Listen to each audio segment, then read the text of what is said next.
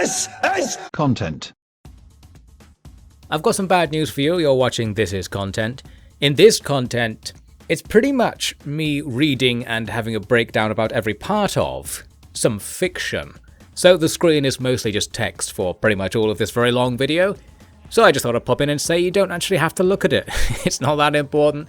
I don't know, I could try and do something to make it more interesting, but I just can't. There's too much of it, and it took so long to make this already.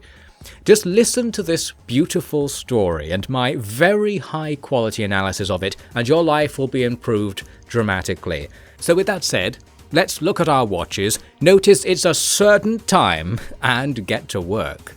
The final game. Time, oh, it's an HTML, oh, it's another website-based game, what's it gonna be?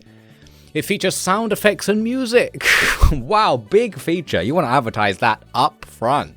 Guys, you ain't playing any game right here. This next game, woo, it's gonna have sound. Hype man in the house. It'll save my progress if I close it, good. Click here to begin.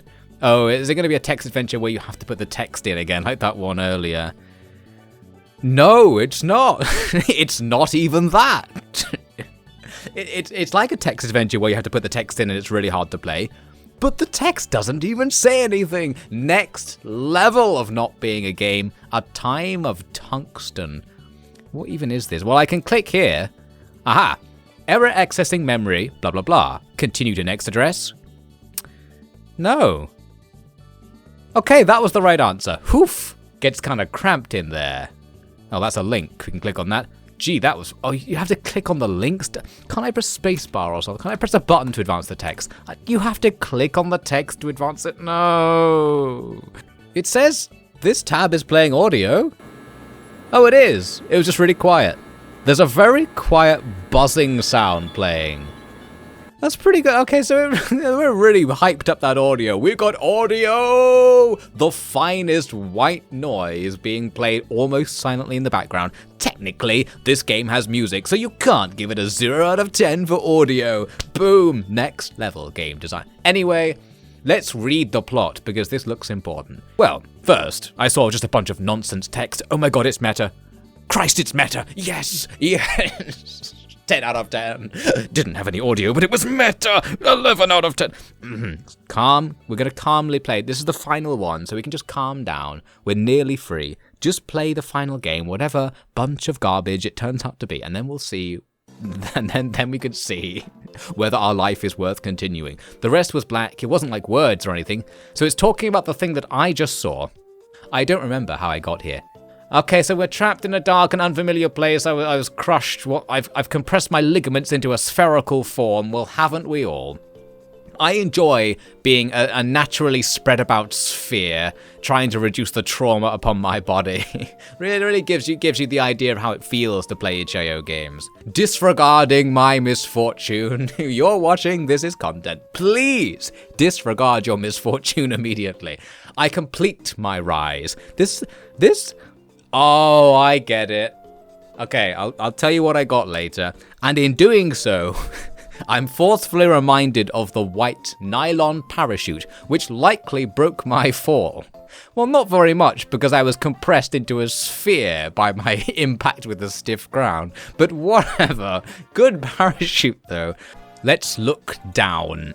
The fissured ground beneath my boots is damp. I reach my hand down to feel the moisture. Oh, I can choose to feel the moisture, or I can just trust that the water will likely feel like water.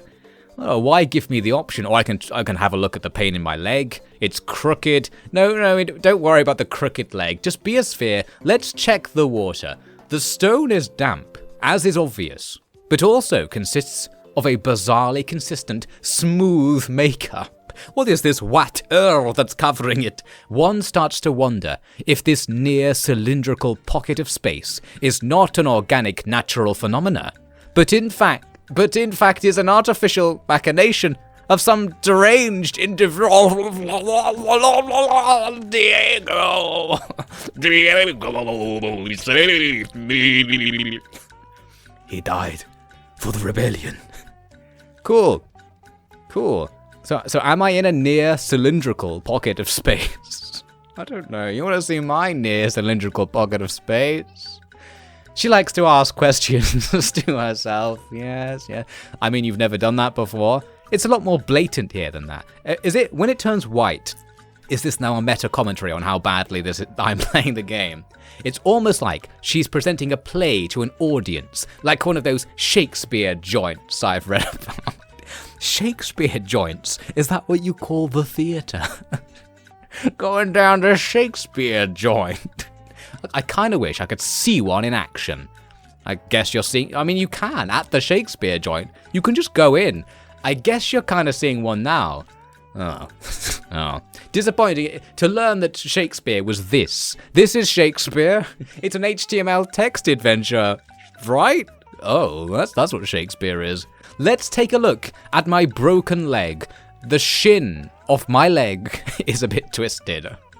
I'm glad to specify it was my shin we were looking at. It's out of place. I could readjust it myself. Yeah, do it myself. Just put it back in, okay?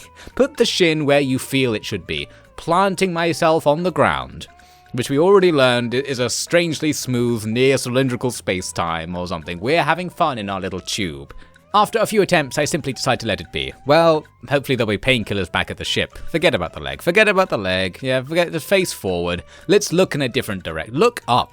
Droplets of rainwater lightly shower upon me, moistening my face and rekindling a youthful yearning for a spring or light summer's day on the fabled homeland. Every direction I look in, everything's wet. It's raining and there's water below me. I'm stuck in a tube. I'm a sphere. I was turned into a pufferfish. That's why my shin is in the wrong place. What was that fabled homeland? The planet known as Earth. Sometimes spelled in lowercase, but most often capitalized out of respect. Is it out of respect? I thought it was just the grammar rules. Isn't Earth a proper noun? So you capitalize it just because that's how this fucking language works. Just change it. You're a writer, person writing this. You could change it. Begin to manufacture consent for a lowercase Earth rendering of E. Earth's environment denigrated to unbelievable conditions. Denigrated? Degenerate? Definition check, is that okay? In the mid-2100s, due to a lack of due to a lack of ability to say anything at all, millions of years worth of architecture, millions of years. How old do you think humanity is? Isn't even our species in its vague definition only 1 million years old at most, or 100,000 years old? Today, we refer to this mass exodus, this breach of existence. What is another telling turn of phrase? From a more socio-political angle as the ebb. That's a very un-socio-political way of putting something. The ebb. We are now then living in the flow. Ooh, another time to make a dichotomy of two words because we can. Another telling technique. Oh, the homeland. Oh, that's what you meant. Oh, if that's what you meant, then fuck off. I don't care about that. And now we're here. The other place. There's no time to waste. Let's look to the left. Another wrong choice. Okay. I really thought we were going somewhere. I found another glitch in the goddamn... This is like when you play Assassin's Creed, and then there's all these asides where it gets meta and starts talking about what's happening from an outside perspective, and it's like, oh, I don't care. I liked living in my bubble. Stop pulling me out of the bubble.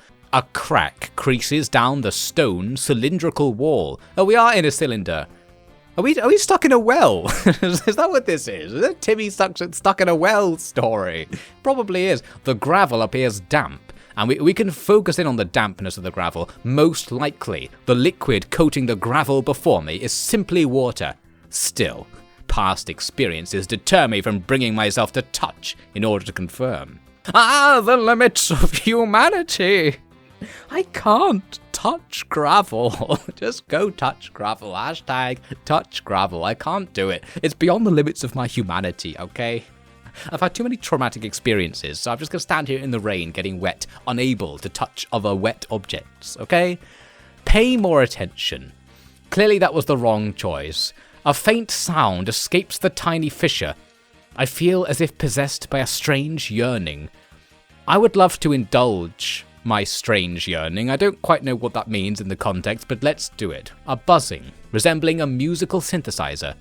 I feel a yearning to bring myself closer. Someone's playing a goddamn theremin behind this crack in the well. I've found the secret electric light orchestra dungeon. Initially, my mind formulates synesthetic visions of cackling demons poking and prodding at unsuspecting visitors as punishment for visiting this damned space rock. Get out of my well. You want to hear my mixtape? If you're stuck here, then you got to hear my mixtape. Wow, wow, wow, wow, wow. Listening to this is beyond the limits of my humanity. That's a pretty good review. I'll put that on the tape. For a demon, you know, for a demon trying to sell their mixtape, someone saying that it's beyond the limits of humanity is a pretty goddamn rad thing to say about it, you know. And my internal machinations can be frightening, but seek only to entertain me. Is this a reference to me? Is this talking about Diego? My ear's a bit damp too. She's little, how do I put this? Weird? Yeah, I kind of noticed that too. Don't do the meta commentary, no. Stop Assassin's Creeding me.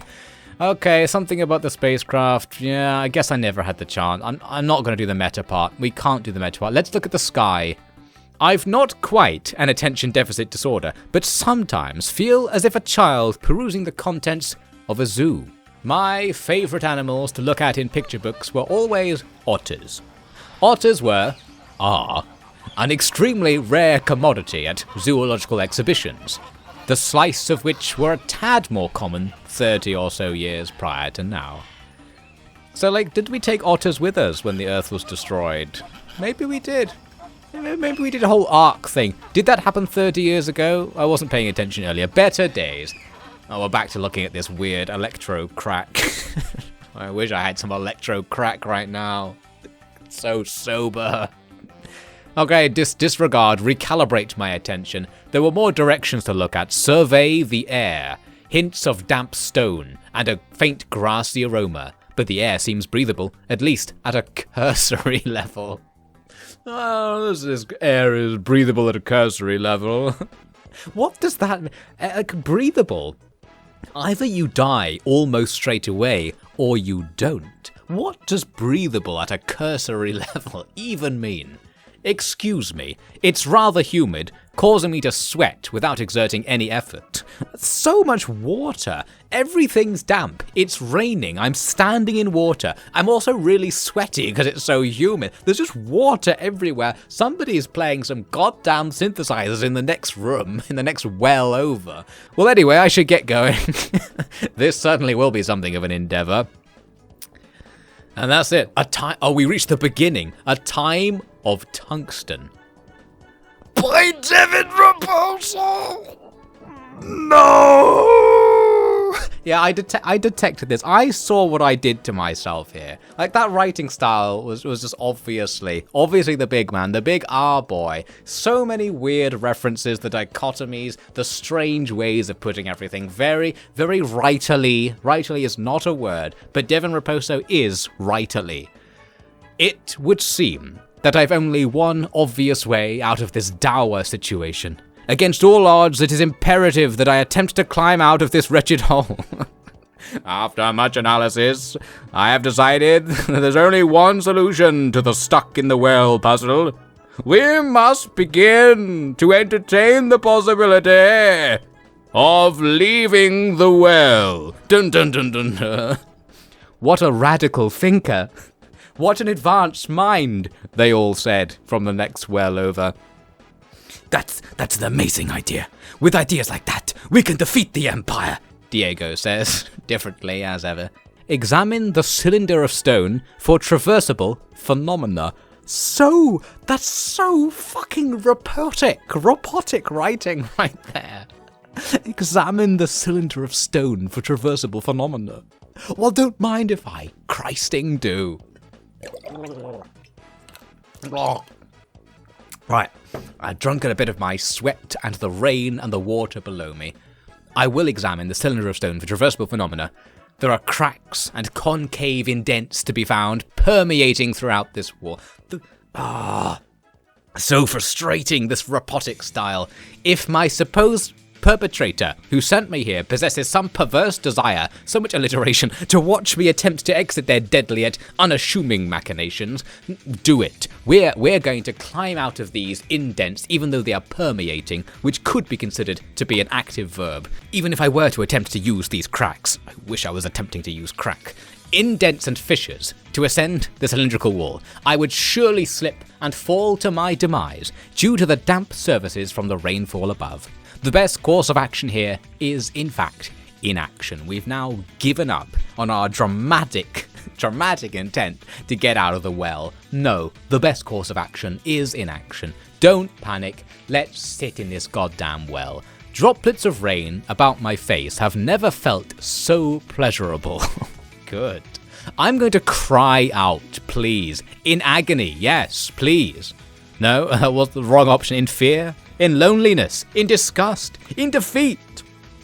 Ah, I somehow forgot to trigger my distress signal. Oh, you fucking moron. I hate you so much. Why am I trapped in your head? Trigger my distress signal.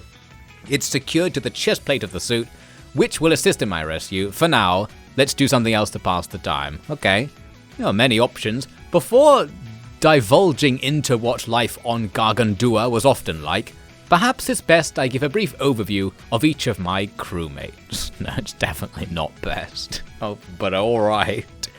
We're going to be here a while, ladies and gentlemen. Strap in. I guess I don't really want to look at all of them. Yeah, okay. It tells you their body mass in. Did you know that unknown man Watanabe has a body mass index of 25.6? Did I need to know this? Is this like Return of the Obra Dinn? Is this going to be important later?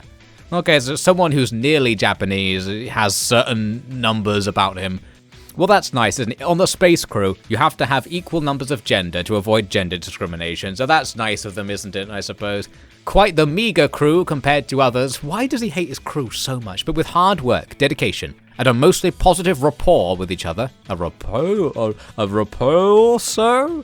Devin reports. I'm not going crazy, but this bracket opens and then doesn't close. I'm not going crazy, but the bracket doesn't close. I'm not going crazy, but the bracket doesn't close. I'm not going crazy, but the bracket doesn't close. The bracket doesn't close. It's so robotic, but we are a good crew. When not actively in pursuit or engaging in an important mission, the days aboard the Gulliver are often long, slow, and rarely that fruitful. Typically, I would wake at 0600 every day, and then I take one step. I will then take 2 steps. Knowing I have many more steps to take, I begin embarking upon the next step. I'll have one more... No, sorry. I fell into a robotic trance for a second. This doesn't exactly mean I would get up right on time. Oh, so you don't always get up at 0600 hours. Each of the living quarters assigned to a crew member aboard the Mia Gagandua is roughly, I can roughly say what it says, 3 meters long by 2.5 meters. Are you getting all this down? 2.5 meters wide, 2.5 meters high. So it's kind of like a cuboid. Almost a cube. Almost a cube. Perhaps ye will be. The bed, with a stiff but serviceable mattress, measures out to 2.3 meters by 1.2 meters, and there's a slight gap of 0.6 meters between it and a black plastic desk. Oh, the fucking plastic furniture's back. To all crew members, it takes up the remaining 0.7 meters. This sounds like my old bedroom used to be like this, just a prison cell. This leaves one without much room to fit much else beyond these 2 amenities, so one must usually pack all articles of clothing and toiletries into the small spaces afforded by the desk's 3 drawers, which diminish in dimensions from bottom to top. An amazing way of putting it. It usually takes me about 7 minutes or so of sitting in quiet contemplation of the past night's dream. If I can even remember them, the potential for which is 50-50. I rarely have dreams so particularly vivid that I can recall anything about them an hour after I've woken up. It takes 7... Is this an average? Does it take 7 minutes on the days where you don't remember it, if it's only 50-50 chance? Is it... So, like, say you do remember it, it takes 14 minutes to get over it. If you don't remember it, it takes 0. So on average, 7 minutes is used up just getting over the dreams. You know? If you're going to go into this much detail, why not go into that much detail? Please, I need to know. As well as closing my eyes for short intervals of 10 seconds, I discovered this new technique where every now and again I will very rapidly close my eyes and open them again. I will call it the Blanc. It is my new technique for preserving the hydration of my eyeballs. It's cold in general. The heater hasn't worked for the last week. And repairs at a mere rehabilitation depot are likely in order. Please send somebody to rehab over this. Someone has to go. Let's turn on the light. The time is shown on an antiquated liquid crystal display on my alarm clock. Even in the future, far future, we're still using these goddamn liquid crystal displays. Let's look at the large screen above. Mounted to the wall, hanging about 20 centimeters above the surface of the desk, is a screen. After a lengthy minute-long boot sequence, wherein the TTT logo is displayed along with a spinning circle indicating proper operations, the ME versions of IFPU's proprietary operating system runs, which begins by offering up 2 text entry fields asking for one's case-sensitive username and password. Still missing L, hazy from fatigue, my muscle memory kicks in when inputting my was I supposed to pay attention? Oh, I was supposed to pay attention. My username is yaboy offd, and then my password. Back at it again with another VDE. Submit. User credentials accepted. Welcome to your personalized Mia home screen, agent redacted. I'm in. I knew Mr. Raposo would have put the yaboy offd username into this PC. The time is 0609. Oh, this whole thing about the time, I thought he was remembering a different time. Is this happening in the present? I thought I was stuck in a well. Am I stuck in the well? I thought he was remembering some.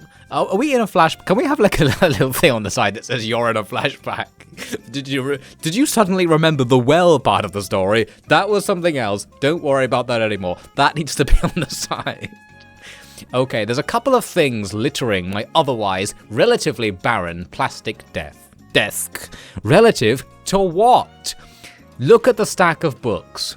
I've always vastly preferred physical versions of books. Well, you've made the wrong choice making Time of Tungsten an HTML page. There's something rather tactile about the sensation of being able to turn the pages. That is quite literally something tactile about it. To feel the texture of the paper on your fingertips, to hear the sound they make as one flips from one page to the next. There's simply nothing like it. Not true, really. For example, a piece of paper can be used to make that sound at your leisure. A digital copy could never hope to emulate such pleasantries, which is not true. If you really wanted, you could make your HTML page so that it plays a paper flipping sound whenever you click on a link. You can have something that is like it. You enormous charlatan! Simply put, the scattered diatribe on the new economy. Let's look at this book. Since the IFPU established a single universal currency. Oh, I don't know. Mathematics never my strong. So new law. We didn't read that book. Ulysses, widely regarded as one of the all-time great novels of the 20th century. This novel by James Joyce depicts through lengthy internal monologues and a stream of consciousness style of writing, amongst other literary devices, the malaise of the daily lives of 2 men living in Dublin, Ireland in 1904. I like to think that The Time of Tungsten is the spiritual successor to this. Here's an even longer kind of internal monologue and other literary devices. How about sit and wait? We can just sit here. 3 minutes of nothing pass. Another minute of nothing passes. 30 seconds later, nothing is still occurring. Look around. Oh, back to looking around. Okay, tap the desk. 4 minutes pass. Knocking on the desk yields a rather pleasant sound to generate rhythms to. Okay. Yeah. It's the time of tungsten. I got 4 books and I think I read 2 of them. It's 9 minutes past 6. Oh, now it's like 20 minutes past 6, right? The time is 06:30. Yes, time is actually passing. Time is passing, guys. And soon, it's going to be tungsten time, I imagine. Look at Epic Games trying to pull me out of this into something. Go away, Epic Games. I'm playing Time of Tungsten. Put a notification up. Wait for something. 2 minutes pass. I tire of sitting here. But we can leave. Why don't we leave the room? Given my usual waking time, I've been unofficially delegated to be something of an alarm for the rest of the crew. I wonder if I'd sat in the room for ages, we would have waited too long, and they would have woken up without us. There could be an entirely different story thread right there. When standing in front of my door, not facing it, to my left, all the way at one end of the hallway, are the lavatories. Let's go. Let's go. A simple area for performing one's private duties. Gender neutral, it contains a toilet, sink, and mirror combination, and a shower. As comrades tend to do, we often compete over card games and coin flips who will be the first to take a nightly shower. What? Oh, because there's not enough hot water, even in the goddamn future. You're on a spaceship. Heat is like the thing you have the most of. You need to get rid of it somehow. Never mind. Let's not do a science fiction critique of this. And the captain, who has her own private bathroom, still comes down to use the public bathroom, even though there's not enough hot water. What? She doesn't need to. Her gentle composure aids in her approachability superior. Don't you see? She's pulling a fucking alpha power move. She's not even letting you have the amount of water that was allocated to you by not using the bathroom allocated to her. She's butting in. And what are you going to do? She's the captain. It's an abuse of power. You have to rebel. You have to rebel, okay? Look, you have to rebel. This is what the Empire does. You set up a clear system for who's going to shower when, and they break the system. You see? Diego. Save me, dear. I have to stop. It's too good. I'll keep reading it another time. It did say it was going to save somehow. So if I just close the window, will it come back here? We'll find out. We're back at it again to play A Time of Tungsten, where I think I might have to start again and speed run through it, because even though it said it saves where you are, I need to know, ladies and gentlemen, I need to know. What was that bullshit about being trapped in a well? Can we get back into that? What's cover.png? Oh, it's this image. Oh, cool. It's a really small, low opacity dot on a black. It's not even small. This is 53%. That's its natural resolution. It's a tiny thing, upscaled to a massive resolution. Okay. So that's the original. Ready?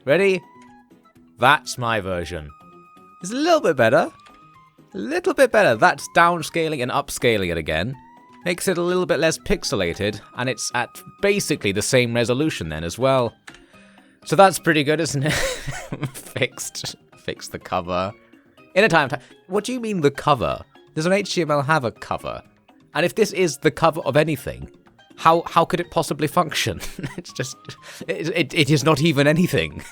I note. We're getting out of this well. We examine the cylinder of stone for traversable phenomena. We try and climb up. It doesn't work.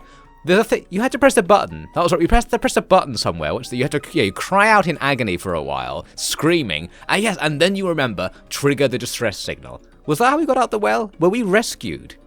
I concentrate on something else to pass the time. And that's when it switches back to this. Okay, so we didn't get out of the well. Okay, I'm just confirming that. So this is all a flashback, the stuff in the ship. It's just the guy, while waiting to be rescued from the well, decides to think about stuff. Well, we're not going to do that. We're a good crew. Let's get up on time. We're back in the room. The room is 3 meters long by 2.5 meters wide, 2.5 meters high. At writing school, they would probably tell you not to bother specifying all of these measurements of the scene. But the thing is, like, back in university, I used to read a lot about, like, academic creative writing, trying to, like, work out how you write stuff. But I always disagreed with things, like, just personally. I was always like, I don't agree with this interpretation that the writing coach is making of various things. I went to look at my bookshelf. Here's a classic. Reading Like a Writer by, and you won't believe who it's by, Francine Prose. Somebody called Francine Prose wrote a book on how to read like a writer.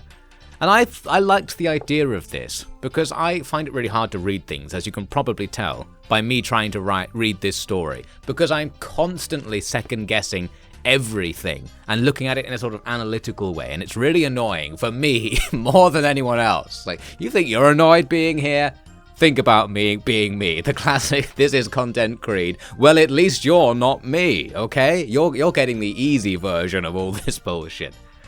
And in this book, she's sort of recommending how to analyze sentences and things, and I always just thought I disagree with your analysis of like every possible sentence, and this sort of pushed me away from the writing establishment. And there is a point to me saying this, I think. I feel like I have a point I'm going to make at the end of all this, so just sit back. I'll put something else on the screen for a bit, sit back. I'm going to make a point soon. Alright, you ready? You ready for the point? I delayed one more second until I made the point. 3 seconds later, I was still delaying the point, and so on. Well, let's just read a random passage to delay the time while I think of my point. It says, here's a sentence that begins Samuel Johnson's brief biography, The Life of Savage. It has been observed in all ages that the advantages of nature or of fortune have contributed very little to the promotion of happiness, and that those whom the splendor of their rank or the extent of their capacity have placed upon the summits of human life have not often given any just occasion to envy in those who look up to them from a lower station, whether it be... This sentence is so fucking long. Whether it be that apparent superiority incites great designs, and great designs are naturally liable to fatal miscarriages, or that the general lot of mankind is misery, and the misfortunes of those whose eminence drew upon them as a universal attention. Why doesn't the sentence end? Have the misfortune of those whose eminence drew upon them as an universal attention. What the fuck is this phrase? Have been more carefully recorded because they were more generally observed and have in reality only been more conspicuous than others, not more frequent or more severe. That's the first sentence of The Life of Savage, which already, the title sounds like a mistake. And here's the commentary from Francine Prose. The quality that this sentence shares in common with all good sentences is first and most obviously clarity. What the fuck? Are you serious? That's the official writing advice on that sentence. That it was obviously clear. What do you mean? This sentence is half a page long. And it appears to contain several mistakes. What's going on? This was just like 10 sentences slapped together with semicolons. No! You see, I think that academic creative writing is missing something. What it's missing, here's the point. Francine Prose. Ridiculous. The point is, it's missing a part where it stops and describes the exact dimensions of the room. Normally they'd say cut that out because it doesn't have any use. But it does have a use, doesn't it? Because this is narrated by a character. It's characterizing for the character. The first thing they think of about the ship is the exact numbers. Like how big the gap between the furniture is. It's like, oh, the character knows this, and it's the first thing they think of. So writing it has a characterizing effect. It needs to have one more thing, in my professional writer opinion. Basically, I always say that if you don't know whether like some sentence is useful, you just have to say, does it have two purposes? Like 2 is enough for something to seem deep. So one purpose is characterizing the narrator by doing this. So you have to justify annoying the reader by putting all these numbers in.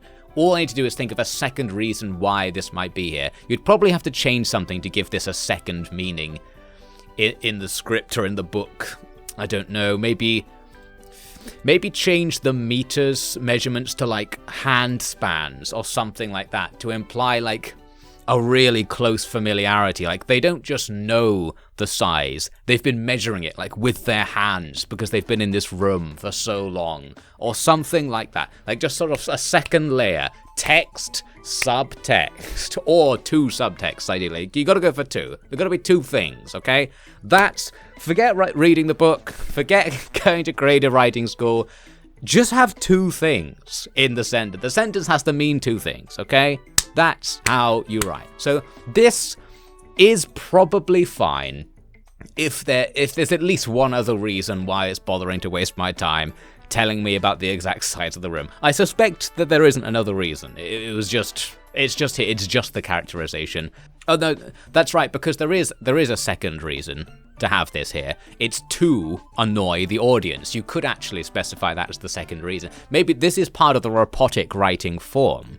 It's not only characterizing the narrator as somebody who knows the exact dimensions of the room that they're in, but it is getting the audience into a state of apprehension because they're so annoyed about having to go through the specifications of the room. That is a thing, okay? That could be considered the other reason to write this, to affect the audience in some way, even if it has no plot relevance, okay? Okay, this is writing analysis at its finest. Basically, this sentence, like all other good sentences, most obviously is annoying, okay? This is my analysis of this. All good sentences are designed to irritate the reader. Well, I mean, that sentence I read earlier was certainly designed to irritate me. I was very irritated reading that sentence. What do you mean it was obviously clear? Jesus Christ. No. Was it a joke? Her name's Francine Prose. Maybe it was a joke. But there's a whole book of stuff like that. I never got through all of it because I kept getting annoyed every time at all the analyses of all the sentences. I was like, no. This is only here to justify your own opinion on the sentence. You had to think of a reason why this is good because you like it instinctively. You can't rationalize why it was good because if you start applying like rational design of text to something, this is not a clear sentence, you fuck. Excuse me. We were just trying to get back to where we were, and I think I was in the toilet. We spent a lot of... Oh, that's right, there was a time mechanic. So with this time, we're going to get up and leave the room at the correct time instead of waiting half an hour tapping our hands on the desk, which is, I think, what we did last time, or just reading the books. Leave the room immediately. Right, we were supposed to wake people up. Last time I somehow got distracted going to the toilet. Let's go to the conference room. We're finally making some goddamn progress in A Time of Tungsten. Let's see what's happening, or as the case may indeed be, not happening, and be affected by the writing, even if that effect is to dislike the writing, and we can always put that down as the possible deliberate intention of the writing. Yes, okay? Okay, this is all good, it's all good. My analysis, my meta-analysis of the entire scene we're looking at, is that this is like inspired by university halls. Because I happen to know the writer went to university because I stalked them severely in a previous video. So, like this idea of a room with a corridor with identical rooms and a toilet at one end and a hall at the other end. This sounds to me like what we call in the UK halls, which are sort of these prison-like buildings that are near universities where you can quote-unquote cheaply live while attending the university, but of course it's very expensive and they're awful. Like, it's the worst place you can live. It's very much prison-like. But it reminds me of this, and I wonder if Mr. Raposo had a similar experience and that inspired his idea of bothering to specify the size of the rooms and having them all be identical and having there be some system for who gets to have the hot shower at the end of the room, because maybe that's what it was like, okay? That's my analysis. Death of the author. I decide. That's modern writing analysis. I decide what it means. Well, hang on. Every seat in the conference room, to my surprise, was filled. I thought my job on the ship was the alarm clock. I thought they'd be asleep, and I had to go and wake them up. Well, they're all at work at 6:05 in the morning. The Fishburne, staring down his mug of dark black coffee, he takes it with sugar to ease the bitter taste. What a coward! To his right was Kalman, his head angled downward and his eyes closed. Okay, so he is actually asleep. Across from Kalman was Watanabe. We looked at Watanabe earlier. We know his body mass index, which is going to come in useful later. Now, a writing critic might say, why bother to have specified Watanabe's body mass index? But no, it is for the delight of finding Watanabe later in the script and saying, well, I know your body mass index. How candid. I have information on you that most people probably would not have available, you see? I already have quite an intimate knowledge of Watanabe. I feel I can relate to him. He and I both have bodies, you see? And that... His head was perched snugly between his two arms. No. Okay, so we don't have quite the same body. Like, our configuration is not quite the same. He's got a face on his chest, but aside from that, he's just a regular guy, okay? So McTavish sat to his left, his fingers interlaced on the table. Newman sat across from McTavish, her fingers tapping in a recognizable, but not exactly pertinent rhythm. A pertinent rhythm? What would be a pertinent rhythm? Can you explain this criticism of the rhythm, please? I don't know where that's coming from. Agostini, that's the captain. Agostini stood at the head of the table, her arms folded. Everybody's doing something with their arms or fingers. There's some sort of arm and finger fetish going on here. With a scowl demeanor upon her visage. A scowl demeanor. Why say that she was scowling? Why not say she had a scowl demeanor upon her visage? This sort of implies a fakeness to it, I think, because you could say they were scowling, but no, it's more of a demeanor of scowling. Like, the concept of scowling is present upon their visage, not necessarily what they really felt. Are they pretending to scowl? Is this the meaning I get from this? But that our main character has slightly seen through their scowl and knows it's more of a scowl demeanor than a true scowl. You see, this is the depth of the robotic style. Of the few crewmates who were awake, all of them were staring straight into my eyes. That's pretty creepy, with a look that could only be described as one of contempt. I unwisely was the first to speak. Is everything okay? Gibbons lobbed a sardonic remark at me with intense vitriol. Are you shitting me, dude? Yes, I am shitting you, Mr. Gibbons. Agostini, with a diplomatic poise, stepped in. You're late, redacted. No, I'm not late. I did the speed run so that I wouldn't be late. In the old run, I was late because I spent half an hour pondering the toilets. Okay, for a few seconds, I simply stood there, frozen in place by a combination of confusion and anger at such a preposterous claim. What could I possibly be late for? I was trying to hide my embarrassment at my inevitable wrongdoing. I stood there, thinking, what could such a folly mistake do to my career? A folly mistake? Due to my career, one which I've worked ever so hard to establish as a sound one, brick by brick by brick. No, specify all the bricks. Newman continued her tapping, now allowing it into the subconscious realm of a prickly irritant for me. Interesting. So she knows how to get into your subconscious realm by differing her tapping rhythms. Maybe that's what was being said there. The buzzing of the halogen lights became noticeable to me. I simply stood there, my mouth likely agape in a brain-dead manner. Watanabe yawned from his chest. Agostini, returning to her usual sly self, spoke up again. You are, in fact, about 47 minutes late. Non-standard for your usual self, Agent T. Still, a bit shell-shocked, I could only utter the shallowest of apologies. I'm sorry, miss. I didn't mean to. I don't think I knew. What the fuck is all this about then? Fishburne piped up with a smirk and a short laugh, ending with, my friend, you should maybe remember to stop redirecting your MEA alerts to your junk mail. He went on. He has a point, I must begrudgingly admit. A point still. So you actually do. You've got your spam filter set up so that your orders go straight into the spam. Nice setup. Okay, cool. No, well, we all had a good laugh. Agostini pointed at me and laughed for what felt like hours. Jesus Christ, it's not that funny. You overslept because you didn't read the email. 10 hours later. This is what Agostini sounds like.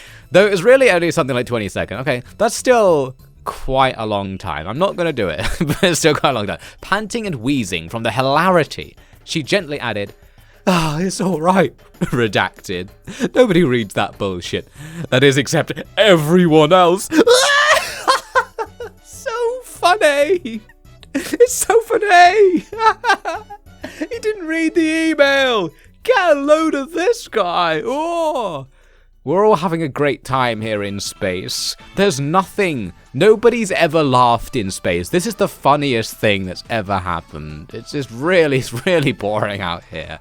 The entirety of the room burst out in laughter. What at this? Because he doesn't read his email. No one reads their emails. Everyone laughed except 1, 2, 3, 4 of the people there. Of the 9 people, 4 weren't laughing, but everybody laughed, really. I must admit, even I couldn't help but smile at the joy my blunderous oversight had inadvertently caused. Possible contradiction. So now even he's getting in on the joke, like, I guess it was a little bit funny. They said there was a meeting at like 5:10 in the morning, and I didn't get the email. It's pretty funny, guys. And Agostini brought concentration back into the room. Serious, here we go. All right. So now that that's out of the way, it was on the schedule that we would stand there for like 30 seconds continuously screaming down the last person to enter the room. Now, let's get down to brass tacks. I'm getting beside myself. There's a more pressing matter at hand. Am I about to remember that I'm actually in a well, remembering this boring meeting where I got laughed at? Yes! We're back to the well! Okay, we completed that part of A Time of Tungsten. We had a great time in the past, in our memories. We remembered that time we were late for a meeting. It was hilarious. That's the way I take my mind off the pain of my broken leg and being trapped in a well. It's like, at least this wasn't as bad of the time I didn't read that email. Oh god, that was a bad time. Jeez, okay. Now I feel fine in respect to that. Jesus Christ. I think I've drank too much of the well water, mate. The moon is not on my side. It never is. Right, so he tries to rip off a piece of the parachute in order to increase the friction between his hands and the stone. We've got to kind of use the parachute like suction cups somehow. Turns out the parachute too is wet because we're all trapped in a well and it's raining. I thought we had already set up the beacon. I sit back to rest and conserve energy, which might be valuable later. Think. I should try calling out to someone. We tried screaming already. Hello? Is anybody there? I wait 10, maybe 15 seconds.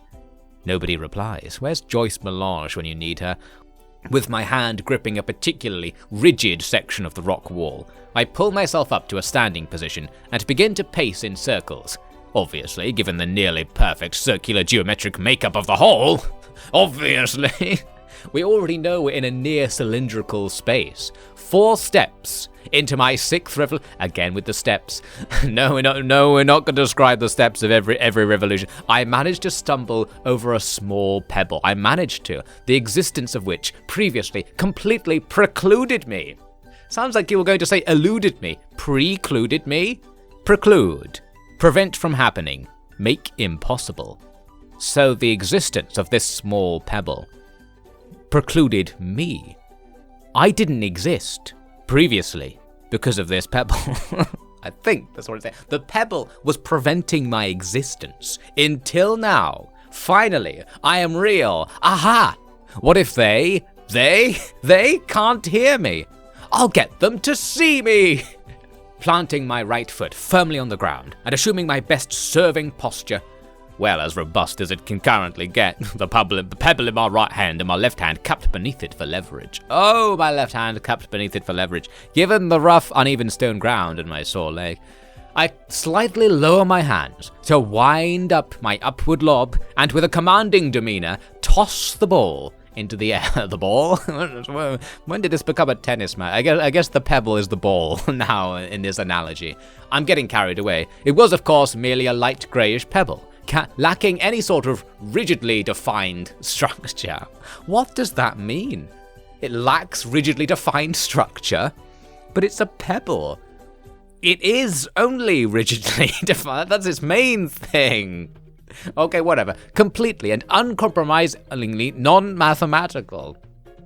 You're trying to say it wasn't very symmetrical. I think that's what it's saying. It's kind of rough. Okay, that's when it says it doesn't have a defined structure. It doesn't mean it doesn't exist or it's liquid or anything like that, which is what I take that phrase to mean. All these ridges and curves, which make up the alluringly light, almost Alarmingly so. Pebble did not aid in its aerodynamic capabilities. What? What? This aside is so fucking robotic. Almost alarmingly so. Perhaps you will be. The pebble eventually nudged against the rock wall, bouncing back towards me, and rendering my first attempt unsuccessful. Dun dun dun dun dun. Makes you wonder. There's a real page turner. What will happen in the next chapter? Oh my god! So he tried to throw a stone out of the well, but because of its parabolic arc, he's actually thrown it at the side of the well, so it hits the wall and ends up coming back. Well, so I tried again. I really thought he wasn't going to try again. He tries again. This time, I exerted too much energy on the wind-up, and neglected to divert any of my focus to form. But you look so fucking gaudy. No one's gonna rescue you from this well with that pose, resulting in a sloppy backwards toss. Oh, the sloppy backwards toss, which quickly snapped back at me in slapstick fashion as we threw the stone at the wall and hit him in the face. I darted to my left to avoid the furiously plummeting lone gravel. It's too high, and I'm getting nowhere fast. What do you mean? Surely if it's too low, that would be a problem, or whatever. Well, I can click on the word darted specifically. We could change how I move to the left. I hopped to the left, Slad, to the left. Dude, we could change all sorts of bullshit. Okay, I hopped back 0.5 meter. Back to it then. Oh, what? We're back in the meeting. Oh, maybe I hopped back 0.5 meter, hit my head on the side of the well, I fell unconscious, and now I'm back in the dream of being screamed at in a meeting. The meeting convened after a long and gradually fatiguing period of 3 hours. What? It took 3 hours to convene. It's 6:05. What? It's still... We went into the conference at 6:05, and it's still 6:05, despite 3 hours having passed, and us already being 40 minutes late. Okay, whatever. I should speak to Agostini about this incident. Maybe I should clear the... we have to go and apologize for being late. Gibbons, perturb. Perturb. Prepare to be perturbed, my dear Gibbons. Earth to Gibbons.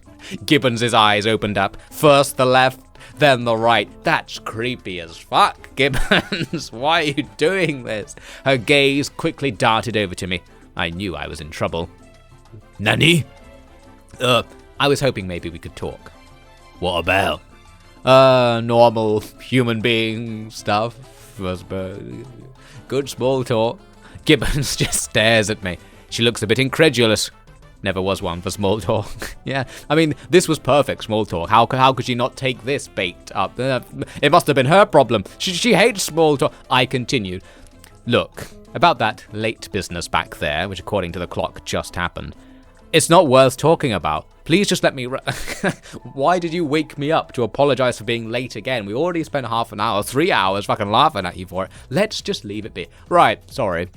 We made some good progress with this conversation. Gibbons' heart is in the right place, physically at least, but admittedly, not always is her mind.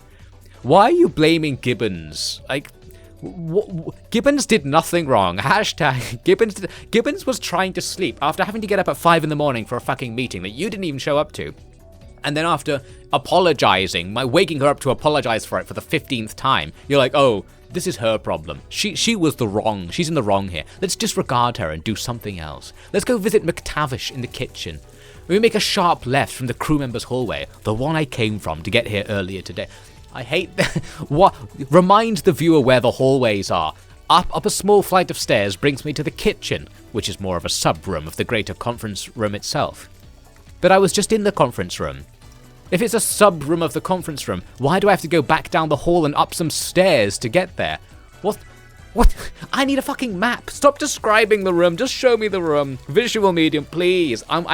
This is a monitor. You can put anything in here. Put a picture on there. What about that dot from earlier? That weird pink dot. Can we see that at some point? The kitchen is rather small. It can only fit about 3 individuals at once before the situation would simply become much too crowded to efficiently cook any food. Too many cooks, too many cooks. Being part of the conference room, allegedly, and not a room of itself, One can, of course, exit the kitchen through either side and be back in the conference room. What? No, no! Is the conference room open ceilinged and the kitchen is on like a gangway above the conference room? And if you step off either side of the gangway, you fall back down into the conference room. Is this a Time Splitters 2 map? It probably is. It consists of 2 parallel counters and some space in between to walk in. Now that's a great addition, the space. The counter up against the wall, which also hosts the door to the crew members' hallway, has on its top side 2 sinks, each with its own faucet, so that 2 people can wash dishes in it at once. If one could consider such a remarkable occurrence. Perhaps ye will be. Don't be so judgmental. You could wash the dishes twice. You could fucking 2-player this shit. Are we all enjoying knowing the details of this sink? Let's see what else is on the kitchen counter. To the left of the sink lays a small black microwave.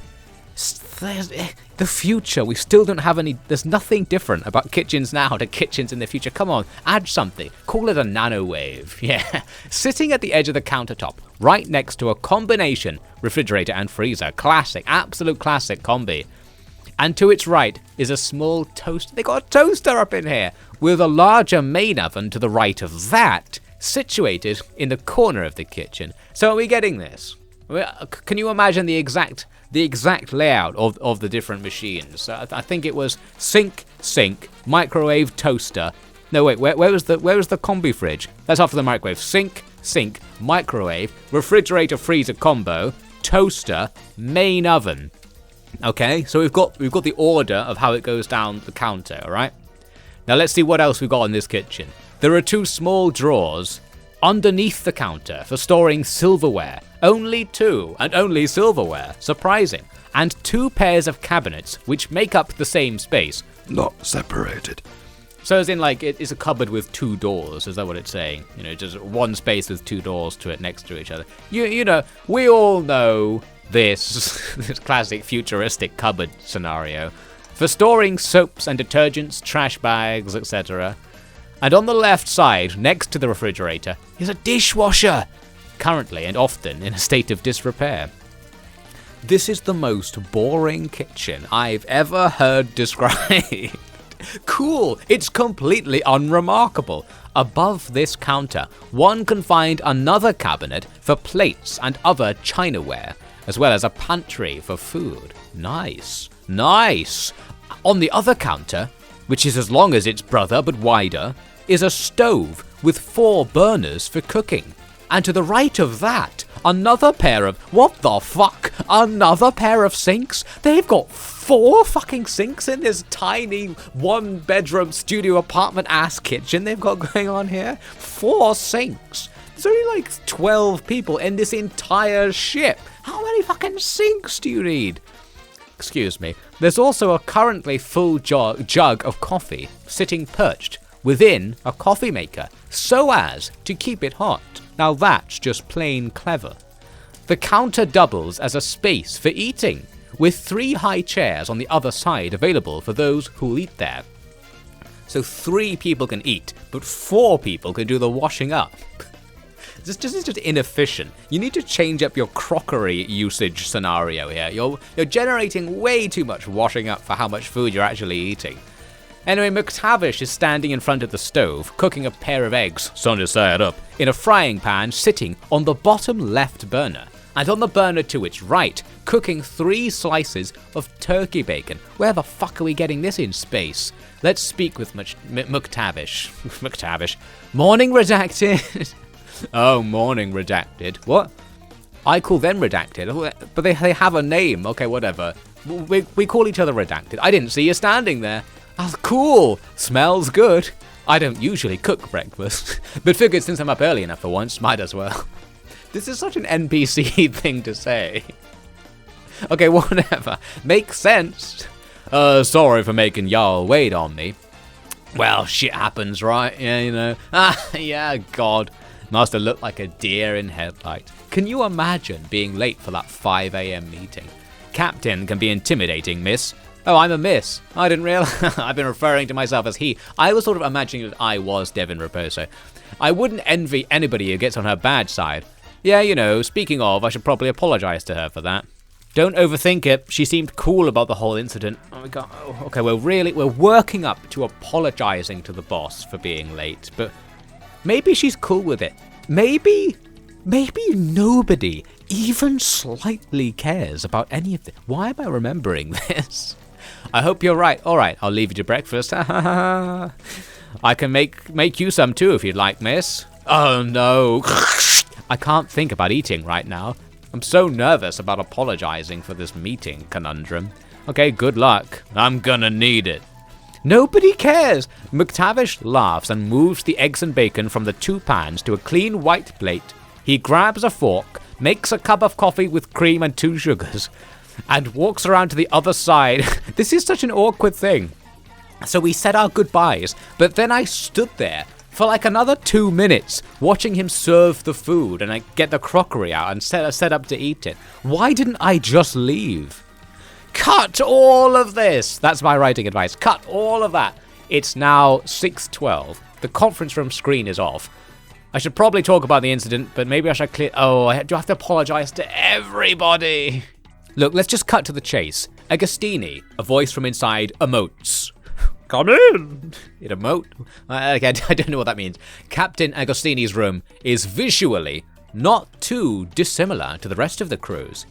But we can already see it doesn't specify its dimensions, so why even bother mentioning this?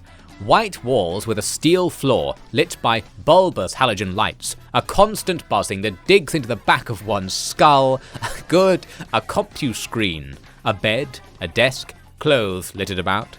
She's only human. Bah, only human. Some books on Earth and Eastern philosophy, marriage, dating, self-hope, cooking too. Is this going to be... Are we going to kiss? This personal detail. Oh, she's struggling with her love life. Her clothes are all littered about. Oh, she's so human. Excuse me, I don't know why I'm being like this. Perhaps the only difference of note is that the room is slightly larger than ours, but we don't know how much by. A meager dividend when compared with the debilitating list of responsibilities that come with the position, I might say. Why don't you bond over this? You can say, Agostini, your life's so hard. You only get 25 centimeters of additional room length. And yet you have all these responsibilities, like emailing people. And sometimes people don't even read those fucking emails. That's why I have to admit, I'm only human too. Let's be human together in this room, maybe even in the bed. Excuse me. Realizing I was speaking aloud, I tried to compose myself. Agostini is sat, legs folded on her chair, shoeless, oh my god, but wearing jet black socks. Agostini continues typing, periodically looking down at some parchment splayed about to the left of her keyboard. Parchment? What the fuck? Okay. Just translating the old ancient Greek classics. You know how it is in space. Sure, what's up, T? She doesn't sound as scary as the text was hyping it up to be. How you doing? What? I'm fine. I'm typing up a report about how the meeting went. I took my notes on this parchment and quill set that I have. You know how it is in space. Oh, I see. I awkwardly pause for a moment. Agostini seems unfazed. After a few seconds of standing there, like a complete imbecile, I, stuttering, jettison the stilted dialogue towards something resembling a point. Look, I'd like to apologize for my tardiness earlier. It was irresponsible, just deplorable behavior, almost like you not putting your clothes in the fucking drawers. But really, not to check the alert, just stupid. Agostini stops typing, oh shit, and looks over at me. Her face communicates to me something of indifference towards the matter. Yes, as everybody said and suspected. Hey, look, it's totally fine. I suppose. But this is my first time ever being late to a meeting is all. I'm usually never late. Punctuality is like my thing. You might say, my raison d'être. Yes, there is a certain je ne sais quoi about me, and you think, oh. But my entire je ne sais quoi into going to things on time, you know how it is. My raison d'être. Why am I so lame? She manages, between heaves and hoes, to slither out some tangible words. What? Heaves and hoes? She's like, slither out some words. That's good. That's right. Raison d'etre. I love it. Perfect. I start nervously chuckling. Did I really say raison d'etre? Did I really say my whole je ne sais quoi? And in such a pronounced, pretentious manner, from another room, Agent Watanabe cackles maniacally at something probably unrelated. Yes, yeah. They were just watching this as content, but I can't help but wonder if he's shirking his responsibilities to listen in on my inanity. Well, that's what we're doing, so we can't blame him if he is. In all seriousness, it's totally fine. Stop fucking bringing this up. You can make up for it by helping me to plan the next meeting in a couple of weeks. I can tell HQ that you're helping, and it will look like from a distance that I'm training new blood. Kind of a win-win, right? Could use the extra body heat. It's fucking cold in here. Jesus fucking Christ, mate. It's cold in space. It's not cold in space, guys. Sci-Fi point, inside a spaceship, it's boiling hot. That's the main problem. Because when there's vacuum around the outside, the ship doesn't lose heat very quickly. It's like anything inside it generating heat, like the engine, it's just heating the entire ship constantly. It's boiling hot, okay? It's boiling hot. Vacuum outside. Vacuum outside. Anyway, back to the flirting. So finally, we've got through our weird anime-ass apology. But now she wants the extra body heat. We're going to sit on her lap while we plan the time of the next meeting, so we couldn't possibly miss it. Yeah, I'm flabbergasted at the thought. What a thrill. What a joy. I'd drop everything to work directly with the captain. I somehow managed to blurt out a coherent utterance. Honor. The honored miss. Yeah. Agostini replies with a sly remark upon her countenance, a sly smirk upon her countenance.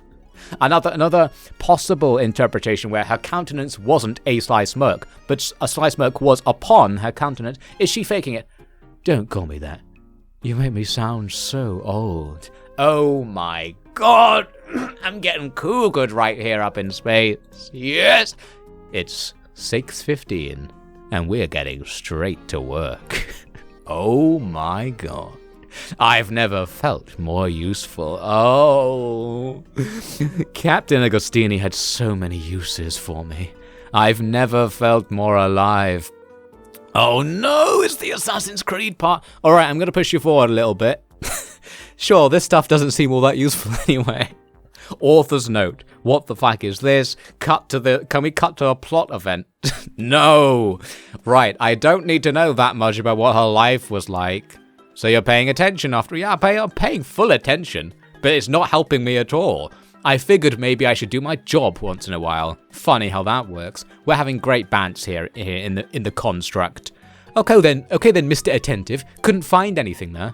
Well, that's a no then. Look, I'm trying here. Well, trying only counts for horseshoes and hand grenades. That's the expression, right? No. Definitely not. It's almost only counts in horseshoes and no, what? You and your expressions. I almost had it. Almost only. Shut up. Only counts in horseshoes and hand grenades. God, fuck you so much right now. At least take me to dinner first. Oh my god. The voices in the construct are angry, flirting with each other. Cute. I'd rather sit on a hand grenade. You know, now that I think about it, I kept seeing people refer to her as T. Oh, damn. Seriously? Yeah, an initial, probably. Almost certainly. I'm going to guess, since you didn't stop to tell me which indices that happened at, you just memorized them all instead, correct? Oh no, definitely not. Great. Then what the hell's the point in doing all this? Yeah, a solid paycheck for one. What? You guys are getting paid? And there's more than one endgame here, you know. Plus, I figured I could join you in the slacking off. It almost says something else. Well, break's over, buddy. I'm sending you back into a spot which is showing lower brain activity. Probably the hole. Yes, we're going back to the hole scene. Probably. See you on the different side. Now you're just doing that to be irritating. Now we're doing this to be irritating. Yeah, pretty much. Return. Oh, we're back in the hole. I'm so tired. I've been playing A Time of Tungsten for an hour since that thing where I edited the image. It took an hour to get here. How long is A Time of Tungsten? We've made no progress. We're still in the hole. Just throw it. My weak toss yields disappointing results. Oh, the weak toss yielding disappointing results. The rock just sort of skips out like a wet fart, hitting the wall and landing directly on my right leg, if one can believe such a thing. The rock reminds me of a particular mission the crew embarked upon sometime after my previously mentioned mishap in the conference room. Oh, we made it to the next part, the next thing. Oh no, they're going to explore a cave. I know where this is going. Surely there's going to be tons of, hallucinogenic drugs in the cave, and then there's going to be a strange old man, and he'll say to us that old refrain, "Perhaps ye will be." And I was! By Jove, I was. There was no perhaps about it, my friend. I am. Like the tungsten that did not know what time it was, I shed all notion of perhaps from my being, and I cried out, I said, I am, I will be. At some point I got to hear, we're working for Ifpu, we're exploring a cave, the Devil's Way. We went to the mouth of the cave's entrance, our vision encumbered by hazardous dust storms coming out of the cave. But still hesitant to enter, there was an old man sitting in a chair nearby, his rear charred and destitute from age. "Perhaps you will be," he commented. There's nothing as good. I love that scene. We stood in front of the cave for a while, even though it was really hot. And then a feral wind howls from behind, flowing westerly, flinging dust, sand, and other residue up against the backs of our heads. Gibbons heralded our entrance. "Aren't y'all getting a little tired of standing here? It's just a cave." Well, perhaps it will be, Gibbons. Gibbons? I'm gonna Gibbons you something to think about, okay? Is Gibbons the old man? Is this the same story as before? Just a cave. Okay, just click on just a cave. It's just a cave. Right, Agostini, that's the person we're flirting with. They're first to enter, rendering any hesitations one might perceive her now having about this endeavor as errant! Errant, I tell you. Right boot first, each digging a little ways into the coarse sand. The left boot touched the sand and descended 2 millimeters into the sand compressed by the effect of her mass upon its exterior. Soon after this, the process was to repeat, switching back to the right boot, also moving forward. And the important point to remember is that if one changes their focus up from the boots, you'll see that the legs extending out connect to the entirety of the body. Therefore, you must understand that by doing this process of stepping with each foot, the entire body is moved along with the feet, causing the overall effect of locomotion. You see. Okay. I watched her assume her crouching. See, why wasn't that in there? There should be a whole paragraph in between these two clauses. And quickly became completely encroached by the enveloping black. Why don't we just turn the lights on? We're from the goddamn future. Do we have to walk around in the pitch black? We all walked into the cave. We were bumping into each other, only our backs and the lithic stone walls. Doesn't lithic mean stone? They're lithic stone walls, which were often dilapidated enough to fracture at one's mere touch. I heard one of our able bodies drop to the ground and rummage through their emergency kit. Do we not have flash? How are these? It can't be this fun. No, what are we doing? Alright guys, welcome to Star Trek. This future mission, explore alien planet with 2 suns, 27 Earth-minute day, whatever it's saying. Right, no torches, eyes closed, we're doing it blind, I just got done playing Near Automata. I thought it's kind of cool, let's have blindfolds on while we're going to this cave. Blindfold caving party. Gibbons, be quiet, sorry. I was possessed by Gibbons for a moment. I heard one of our able bodies drop to the ground. They're rummaging around. They're plopping something onto the ground, producing a large thumping. Oh, I wish we had lights. The echo of which likely reverberated throughout the cave system for tens of thousands of kilometers. What I don't know, because of the robotic style, is whether that's a hyperbole, or whether this is actually its way of telling us that the cave is tens of thousands of kilometers in size, or whatever. A sudden noise was not the desired effect of this action, was it not? Is the change to yellow? This could represent somebody turning the lights on, please. Upon impact with the jagged, uneasy mound of earth, this device became a source of light. Oh my god, somebody went into the emergency pack and turned the light on. For a second I felt blinded by rage at why we didn't do this to begin with. Each of us, save for the instigator of this intense chemical reaction, instantly buried our eyes deep within the sides of our arms. Ow. In an effort to retain our vision. God damn it. Like, there's no middle ground with this crew. They go in, it's pitch black, and they're like, okay, it could be a bit lighter. So they activate a nuclear fusion device, where, like, it burns your eyes out immediately. Great. Can we just... Has anyone got a phone? Just use the flash on the phone, please. I can make out that bulbous circle of light, which the flash starkly ingrained within my vision to this day. To this fucking day. Permanent visual injury. Do we not have a torch with a lesser setting? Please. Once my vision returned, we got fucking flash banged by a nuclear fusion explosion right in front of us, and then I saw Agent Watanabe, who dropped the apparatus, which had continued to light up the room and immediate hallways without notice. Is it right to call it a room if you're in a cave or whatever? I restrained myself from laying on the young man. A verbal beating. Oh. Well, the reverse twist at the end of that sentence. That wake y'all up?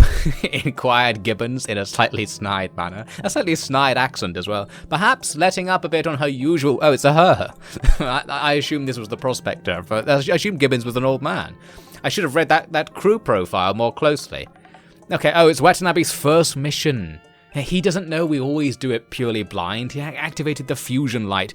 Good thinking, Watanabe, mentioned Agostini in her usual considerate demeanor.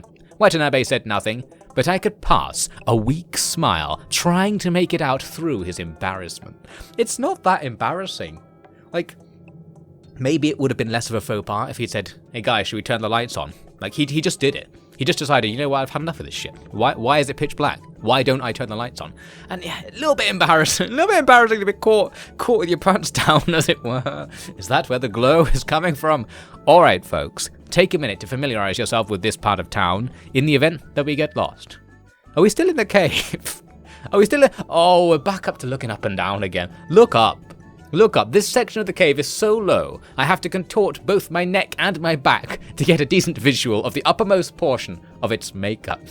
So like it's lower than you can stand up, so you're doing this weird like limbo thing so you can look at the ceiling. Lining the ceiling a variety of crude drawings of people. Yes, we found the hentai cave, whose bodies are made up of simple lines, circles, and ovals. They appear to be etched by way of sharp stone daggers. Ancient cave hentai. I'm unable to make out anything resembling a narrative arc here. Fuck it. This cave painting is shit. What about character development? There's no character development in this cave etching. They're fucking Neolithic wannabes, charlatans. They don't know anything about the art of drama. Kalman spoke up for the first time all day. He says perhaps we should get going then, and perhaps we will be. Agostini replied, yeah, he's right. I think Agostini's a woman, but whatever. Nothing much to see here, save for those weird drawings, I guess. With no character development. Bullshit. Who etched this trash? Let's make sure we've got comms with our friends in high places. Agostini pulled out a handheld radio. Nobody likes the earpieces, just on a fucking ear. Still, in the future, we have nothing better than a handheld radio and earpiece. Fishburne, do you read me? I repeat, Fishburne, do you read me over? Fishburne's voice comes through the static. That's Agent Fishbone. Over communications, miss. Over. Damn, we got some Marvel-ass sass on the other end of our radio. We're doomed. Let's not forget who's in charge here. Agent Fishburne. We'll be in touch. Captain Agostini, out. Agent Fishburne, out. You're not invited to my birthday party. Let's get a move on then. Single file. You all know the drill. And keep your eyes peeled. Sounds painful. We start the long, dark walk. Is it dark again? What happened to the light? The light's gone. Never mind. We went to all the business of blinding ourselves and giving ourselves permanent eye damage to activate our torch, but we'll just walk in the dark, and I guess we turned it off. When beginning to embark on this most turgid of missions, the situation could only have been described as dreary. I feel like this story quite often claims that it can only describe something with a certain word. But I think that shows sort of narrow-mindedness. There are probably other words to describe the situation other than dreary. I mean, it's dark, for example. Aside from the backs of each other, all one could see through the thick darkness was the nearby rocks and sand, which made up the harrowing caves of the Devil's Way. The name is apt. Although, you're saying that you're presenting this as an example of how there's not much to see, but isn't what you can see, doesn't that constitute everything in the scene in this case? Like, so, is this a nitpick? Is this a fair criticism? You can't complain that you can't see much and then say that you can see everything in the scene. Like, this scene is so simple, it only has the things you've mentioned in it. Okay? Never mind. We walked for about 10 minutes in pure silence. I don't know what the others were thinking, but as each step took us further and further away from the light... Oh, I guess we actually did leave the light behind. Well, why did we turn it on? Whatever, the darkness seemed like it could suffocate. The prospect of the light emanating from our meager and battery-light flashlights was not enough to satiate my weariness. So we actually do have flashlights. How is this light so weak? How is it so dark if we actually do have flashlights? I don't understand. Like, when it says flashlight, it's like, oh, the flashing LED on this, like, rice cooker I brought with me. I'm using that to light the way. Like, every now and again, there's a little flash of red as, like the cooking light is flashing on this rice cooker. It's the only way to light this suffocating darkness. We just walked, okay? It was Watanabe who broke the deafening silence. That I'm thankful for. Boy, this sure is long. The entirety of the group couldn't help but burst out in much-needed laughter at Watanabe's naive yet wholly accurate observation. It was good to have something of a reprieve. See, this group's really easy to get laughing. Like, they're really boring, they walk around in complete silence in pitch dark for some reason. That's what they do of the day. But the smallest bit of comedy, they go absolutely fucking insane for it. They're so ready to laugh. Agostini ran with it. That's true, Agent Watanabe. Wow, what a quip. Building on the scene, you should be an improv instructor. You said that's true? You really ran with it there. Watanabe chuckled. True. Without seeing his face, it's hard to say, but I imagine he still laughs and lays on a wide grin at the thought of the sudden outburst. What do you mean? He's still... As in, like, he's laughing now. He's remembering that... I can't see him now, but I think he's still laughing. He was laughing for the rest of the story, and after I never saw him again, I presume he's still laughing. I never saw him stop laughing, that's what I'm saying. She continued, well, now that the dust settled a bit, after that huge bombshell remark, massive comedic impact, but not the sand. Gibbons oh, Gibbons, stop trying to be funny, Gibbons. That's not the time, not the sand. You've no timing, Gibbons. It was in a good-humoured tone, you see. Agostini says, where can I get to see your stand-up routine, Gibbons? So what? But not the sand. But not the sand, crowd laughter. So the dust has settled, but the sand hasn't. What's that a reference to? Did you have to be there for that to be funny? Because I'm trying to be there. That's the purpose of reading the text. To imagine there. To visualize there and know what it was like to be there. So I'm as there as I can get. But I don't get it, Gibbons. Well, let's all go to see Gibbons' stand-up routine. Little play is called The Gargantuan, miss. You should check it out next time you're in town. By the way, every character is now the Southern Prospector character, okay? I'll have to do that. The laughter had receded. No! That was all we had. A few minutes passed. For a while. It seemed as if Captain Agostini had forgotten what it was she was going to say. But I think she was just letting the moment happen. Well, okay. Agostini was trying to come up with a new funny thing to say after the sand remark. After a few minutes, it's like, no, I don't have anything. I can't think of anything. Kalman, of all crewmates, resuscitated the conversation with his usual deadpan, inquisitive timbre. You were saying, miss? Oh, perhaps she will be. Can y'all stop calling me miss? Why does everyone call me miss? I'm not like 60, Kalman. I'm not that old. Surely miss implies youth? Does miss imply youth? Agostini, I think you're getting the wrong cultural reference here. So Agostini tries to start a conversation by saying, where'd you all grow up? And then nobody says anything. She's like, well, but then I sheepishly inquire, don't you already know where we're from? You can't talk to us. We gave you our profiles. Don't come up here saying, so, what's your body mass index? You should already know, Captain. Agostini had seemingly prepared for this interjection. She knew I would object like this. Yeah, of course. But you all don't. Oh, she wants us to get to know each other.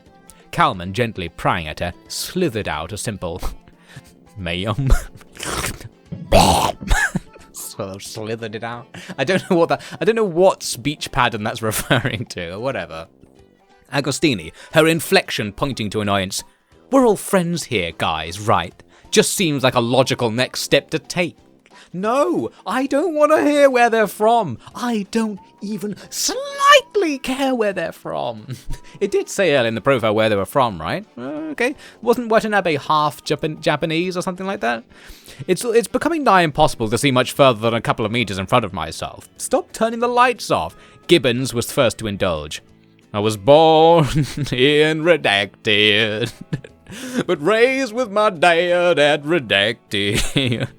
I'm just a simple country boy, raised on the ranch in Redacted. Government took my past away, and now I have to reenact it. Boom, boom, boom. Excuse me. Okay, cool. So you're from Goop, and you and your dad lived in Boot. Oh, please share with the class agent, Gibbons. Hold on there, Tiger. I'm pushing you forward. Huh? What? Oh, I forgot about the Matrix element. So back out in the construct, the characters, who is me, I guess. This is us reading the story. We don't want to hear the main character's information. Just why be so dour? It's just jarring. It's all. It's just jarring that they suddenly decided to introduce themselves to each other in this cave, in this pitch black, tens of thousands of kilometers long tunnel underground, which, as we might know, is a robotic motif. The idea of characters introducing themselves to each other at this in extreme conditions. I quite like it. It's abstract. What's jarring? I don't know. I can't explain it. Once you're there, it's like you're in, you know? Yeah, you really can't explain it. Thanks for being honest. What the fuck are you talking about? Having not done it myself, yet no, I guess I don't know what we're talking about. Your time will come, and so will I. Yeesh. When you put it that way, we're not the ones dying here. Don't be so melodramatic. Right. My bad. Kate, send you back in. You just pulled me out the Matrix to say nothing. Stop listening to personal information. It's against the rules. Now go back and inhabit somebody's body again. Just make sure you don't get any of their personal information, okay? Extreme data protection. We will infest your mind and control your very being, but we will not record your personal information, okay? It felt right to have Gibbons close. Close out the conversation with a typically sardonic remark. Damn it. I was so ready. Well, I certainly feel enlightened. So sardonic. Yeah? Connected. Even. Only connect. That was more enjoyable than I first imagined it being. Oh my god. Gibbons. Kalman. Oh, we're all so connected now. Yeah, it's better than you thought, huh? You're all kinda weird.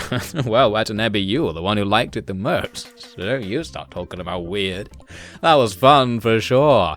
The skin of my ankles had begun to peel slightly. Wow.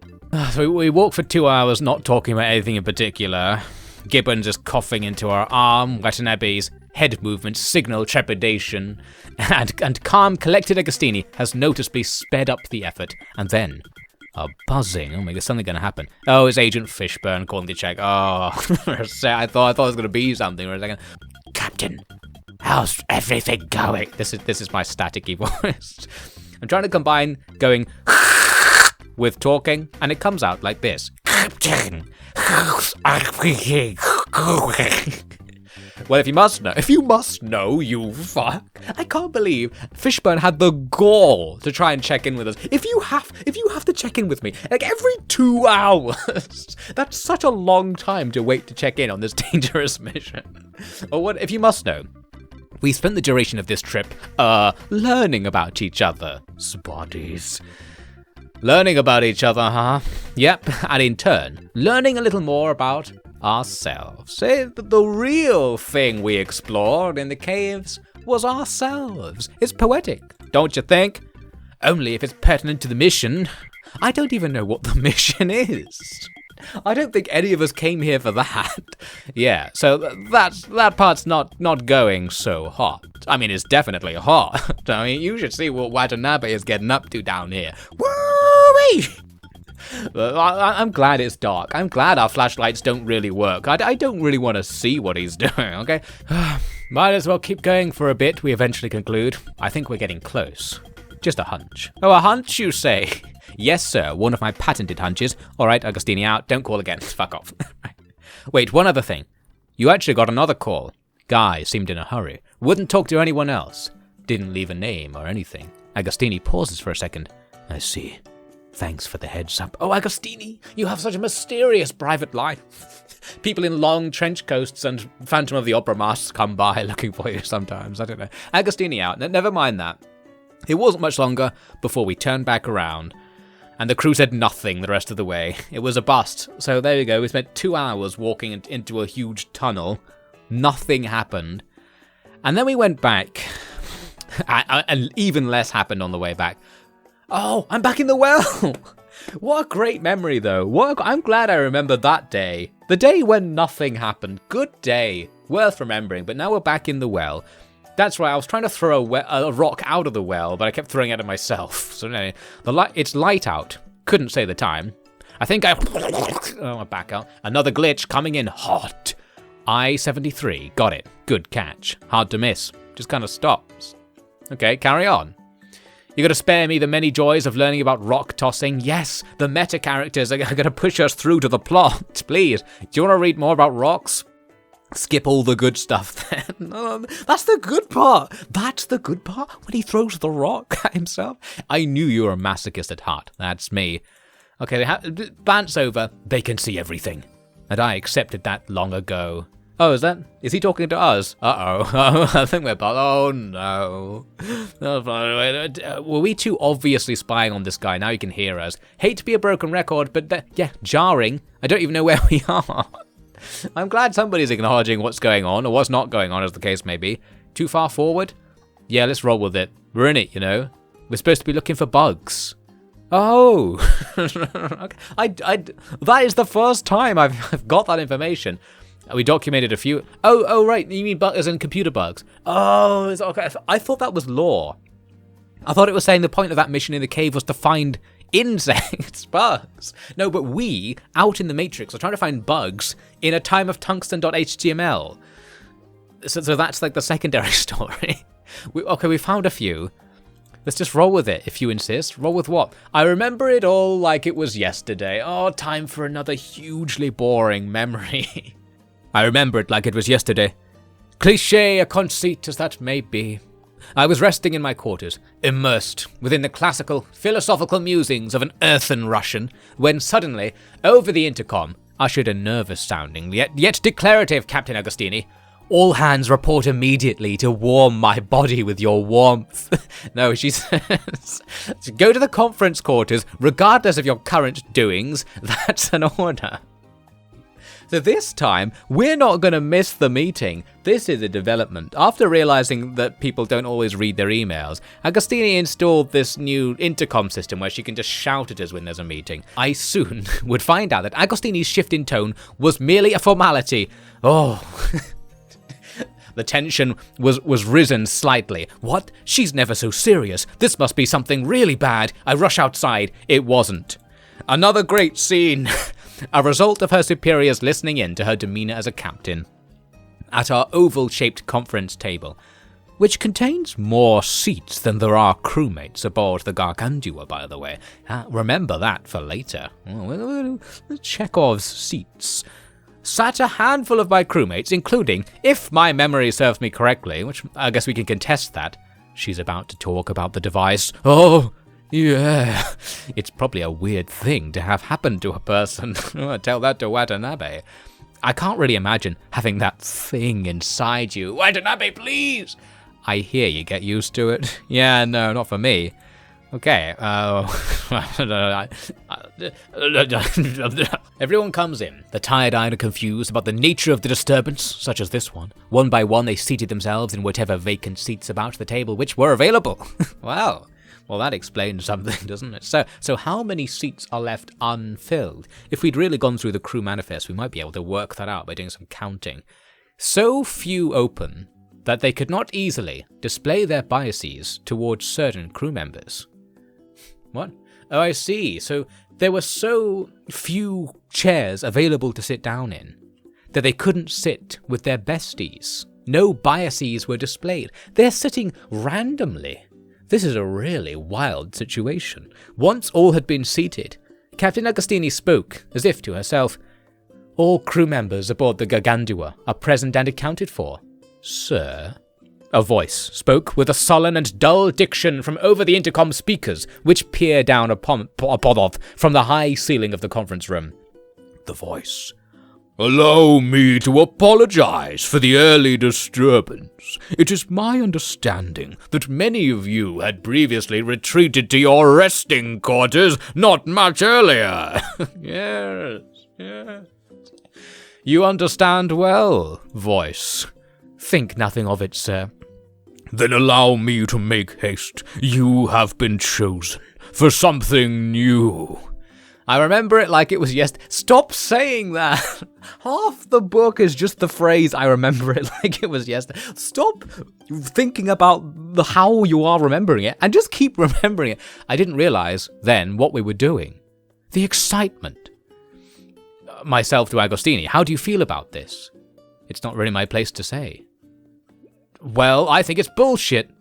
Language. I mean, he's not wrong. What are we talking about?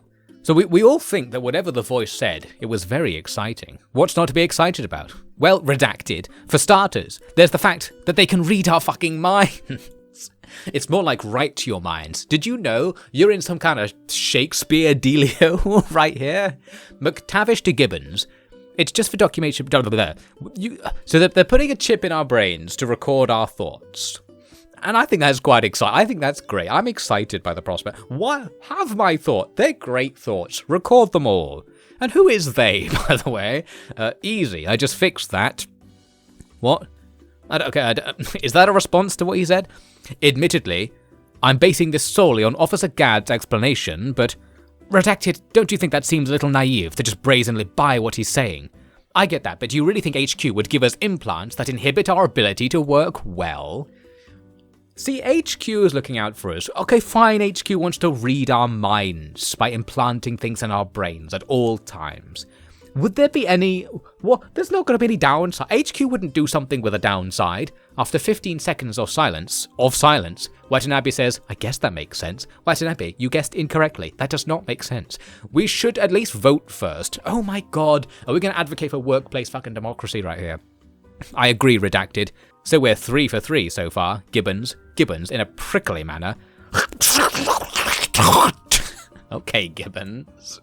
Oh, the plot thickens. While the crew is unconvinced, you get a pay raise if you let them read your thoughts. How much is your privacy worth? What's the amount? Can we get the amount? With all due respect, money cannot buy one's independence. Or can it? This axiom it has no mechanism behind it. It doesn't have to be true. There probably is an amount of money that would buy one's independence, and I think it would be good. I just have a good feeling about it.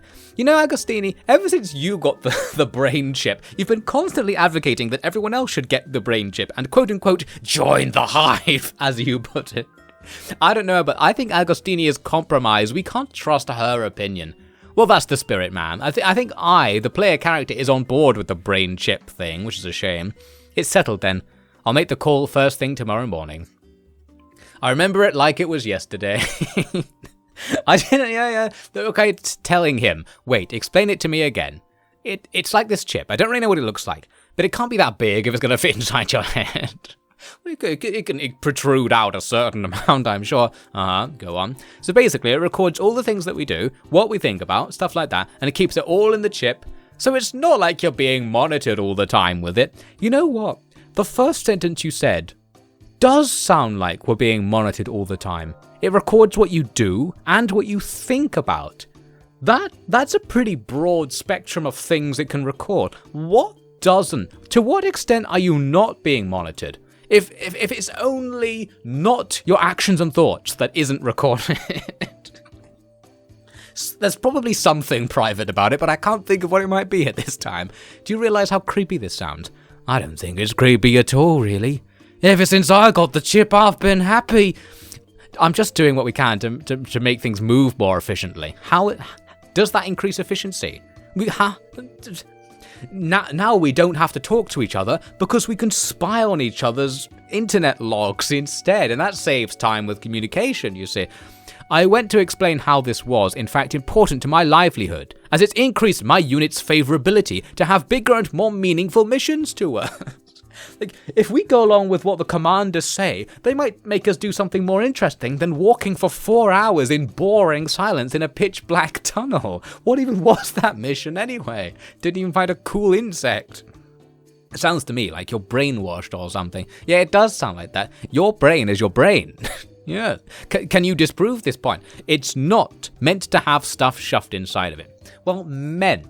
That meant is the operative word, because yes, okay, fine, through the selection process, through natural selection, your brain did not evolve to be optimized for having things shoved inside of it, but this does not preclude that it can be improved by having things shoved inside of it, because natural selection only selects things that come along, which requires that they be possible from the adjacent stage of development, and not many things are possible from the adjacent stage of development, so we can't say that we have been perfectly selected for to not have this chip shoved inside of our brain.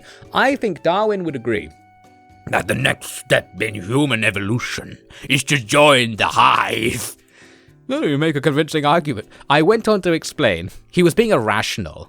We can actually find out who the other character in the scene is. That's private. Okay. So that's the information the chip doesn't record. It doesn't record who you're talking to. It just records everything that was said. That's sort of weird, like a weird thing to not mention. It records all your thoughts, but it does keep the identities of who you're talking to and thinking about private. I guess that's something. And he came to see I was right, and this was for the best, okay? I hit him with a wrench a load of times, and he eventually agreed that this was for the best. He told me he had to think about it. He'd get into contact with me later. It was never mentioned again. So I guess he didn't get into contact with me later, if that is the case. Strange times, interesting times. I remember it all like it was yesterday. The twist is that this was yesterday. Never stranger than the present, they say. Do they now? We don't know who they is because the monitoring device doesn't record who they are. Interesting. It's dark out down here, or back in the well. The rock thing got old. It does, which is another meta commentary point. Okay, keep going. The air conditioning, AC, at the Mia Rehabilitation Depot, we get sent to rehab, situated behind an unassuming thrift store owned by an undercover government agent on a metropolitan planet in the rapturous Sky Galaxy, had gone out that day. Another huge sentence where the thing at the beginning and the thing at the end need to be linked together. So, we're in rehab. It's behind a CD store that's actually a government front for some bullshit. And the AC doesn't even fucking work. Talk about, why don't you rehabilitate the AC machine? It's boiling in here. You want me to get off get off tungsten? I refuse to give up my tungsten addiction. One could slice through the humidity, nervous chatter, morbid curiosity, and just barely visible stink lines like freshly churned butter. 8 crew members of the Mirgagundua shuffled into a mostly rectangular and clinically pale waiting room. Mostly rectangular. I got my protractor out and began to measure the angles at the edge of the room. This is a trapezoid. We're doomed. Nothing happens. A light in the room flickers occasionally. So, a contradiction. A contradiction. Continue waiting. Oh, this looks like a really important fucking paragraph. Let's read this one. Fishburne begins tapping his right foot at an even 4/4 time signature. Staccato. Tapping at a tempo somewhere between 130 and 140 BPM. This might be this. Beats per minute, that is, you fucks. I'm not sure which to be exact. Nobody in the room seems perturbed by it. I don't find it particularly disturbing myself, but couldn't help but notice it. And then also notice myself noticing it. And then I notice myself noticing it. Notice myself noticing it. Oh, having fun here. I noticed so many things. Kalman joins him 7 or 8 measures in by lightly tapping both of his knees directly on the patella, one at a time, alternating between left and right knee. I suppose we can do that. I have to stand up to do this. We've got the tapping and the knee slapping. Like this? Then like this? Oh, we're in the waiting room for rehab. And it's too fucking hot. Where's the AC? Can't believe the government's doing this to me. This is what happens when you're addicted to tungsten. Now let's see the precise sequence of knee tapping, because what I wasn't simulating there is switching between left and right. So he went left, right, left, right, left, right, left, right. Okay, but sometimes for fun, diverging from this consistent and reliable ordering. For example, let's check. This is going to be wild. I'm going to try. This is going to be wild. Left, right, right, left, or left, left, halt, halt. Left, left, halt, halt. Or even forgoing the set-in-stone meter of this percussive performance with kneecap hits half a beat in, like, oh, Kalman! Excuse me. Or even an 8th, but never a 17th or a 13th of a beat. Well, it's much harder to judge that amount of time. For Kalman was always on point, and right as rain in presenting himself to others, requested or not. Is this being on point and right as rain? He knows the right thing to do is to whip out some crazy 1/4-8th beat knee slap rhythms at this time. He knows he has to do it whether people request it or not. Fishburne sneaks a hidden sneer that I noticed directed towards Kalman for disturbing his disturbance. What? But particularly for disrupting in such a way that demonstrates both Kalman's typical correctness as well as his exemplary general self. He's just a legend. Kalman accidentally searched for exemplary general self. What? This link is purple. Have I been here before? What the fuck is this? Report writing, comments bank, general attitude, effort and contribution, comments for report. It's free. It's free. Fishburne is tapping at the usual rhythm, 4/4, left, right, with his right foot. Nevertheless, ignoring Kalman while tapping at a higher volume every 3rd or 4th foot tap. So it's like 1, 2, 3, 4, 1, 2, 3, 4. Gotta get some of that sweet tungsten every day. Wish I had more of that metal in my way. I would consume it in 4/4 time, oh yeah. I wouldn't use my left foot, my right foot's just for this. I'm a tungsten junkie, this rehab's too hot. Give me all your fucking tungsten, everything you've got. Injected into my veins, I have not gone insane. I hate Kalman, yeah. I also want to say that Watanabe is staring at the floor, disinterested. Alright. Inspect the room. A tungsten halogen bulb! Everyone realizes the lights are made of fucking tungsten. They start clawing at each other in a human pyramid, clawing towards the ceiling, going for the tungsten. It flickers every 2 or 3 minutes. Perhaps renovations could be made, and we can actually investigate that. A bit judgy, aren't we? What's that? The subject got a bit passive-aggressive about the light bulbs in a waiting room. What waiting room? Well, an amazing question. The one that led to the operation happening, of course. Oh, they're putting the brain chips in at the seedy rehab centre in a back alley, because it's all above board. It's all above board. Oh, okay, that's pretty weird. So, what'd she say about the light bulbs? That they were flickering. Flickering? Yeah, flickering. That it? It was passive-aggressive toward a company building. That's illegal. A sickly, withered Dieffenbachia rests on a smoothly laminated wooden table, next to a gaudy porcelain house lamp, upon which lays a yellow-as-the-earth-and-sun lampshade. The lamp has no bulb, and we can investigate this bulb as well. I think we probably should. Oh my god. This is a snake asking the Codex style moment. You'll notice that lampshade has no bulb. Bulb? A bulb, an incandescent light bulb on the Gaia pre-ebb years, were deemed a contributor to the denigration of the planet's environment due to their poor energy consumption rates. The room is most certainly lit by ILBs. Well, so a government building is lit with illegal bulbs. Although actually, specifically, we were looking into a lamp that doesn't have a bulb when we were thinking about that. So one of them doesn't have a bulb at all. Is it because somebody realized it was illegal and took the bulb out? Kalman rests his eyes. Occupying the remainder of the table space, saw a smaller but still quite hefty screen displaying one of a number of quality of life columns to peruse. Life in the bedroom, anything but. Here's 10 hot tips to spice up your sex life and leave your partner wanting more. Well, certainly. Oh, there's so many fucking tips. Alright, we're going through them. We've worked hard to put together 7 great tips that are sure to please that special someone, and also light on your wallet. Are you romantic and a cheap-ass bitch? At last, the Nebulaman brings you the ultimate guide. Before they step into the bedroom, light 4 or 5 vanilla or caramel-scented Starlight TM candles to set the aromatic mood. Sold at almost any major supermarket chain, or on sophisticated planets. Fucking barbarians don't have scented candles. Why not get an inviting shower going with just above room temperature water? My favourite temperature. The room temperature needs to be really high for a just above room temperature water to be that good. Hit them with a certain kind of look.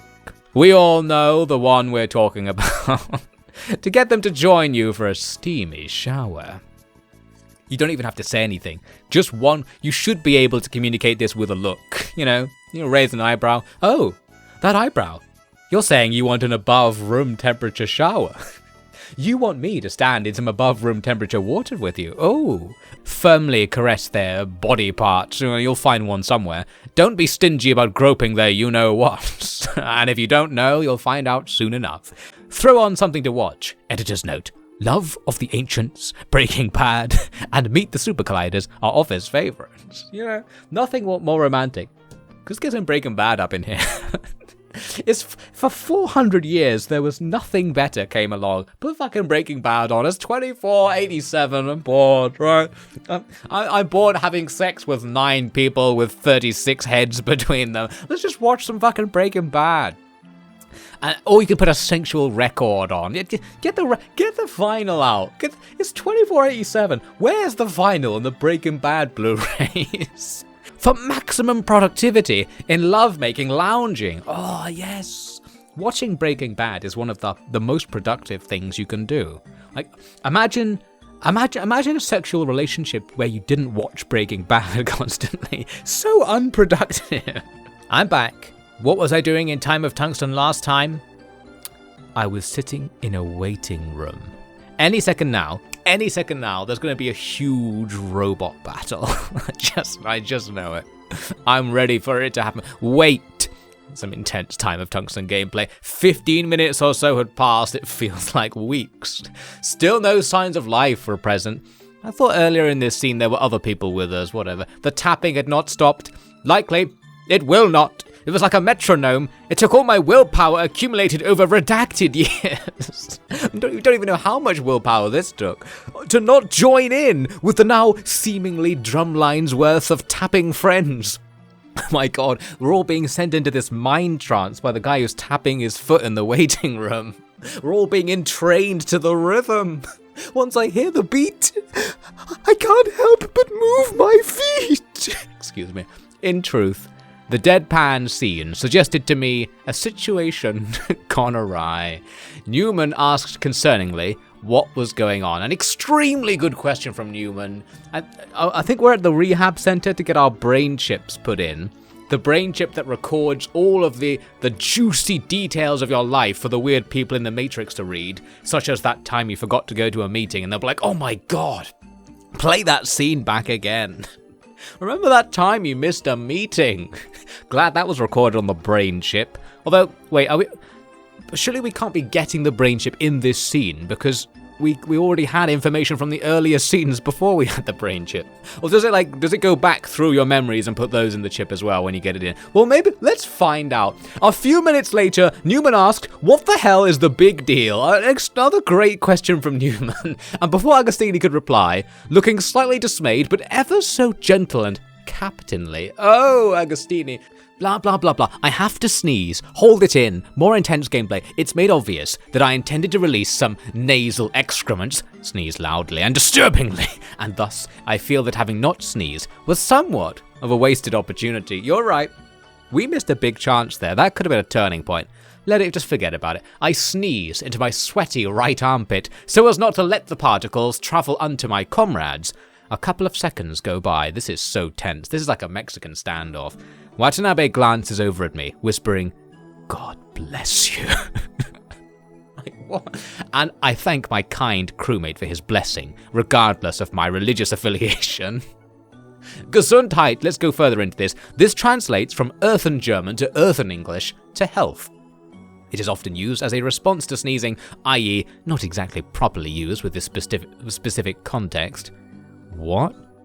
Isn't this the exact context that you're talking about? What do you mean not exactly properly used within this specific context? But what?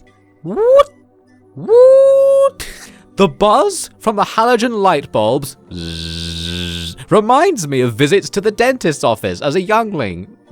Cool. You know what this waiting room reminds me of, guys? A different waiting room that I was once in. Cool story, bro! My most detested of appointments, forced upon by the orphanage. She's an orphan!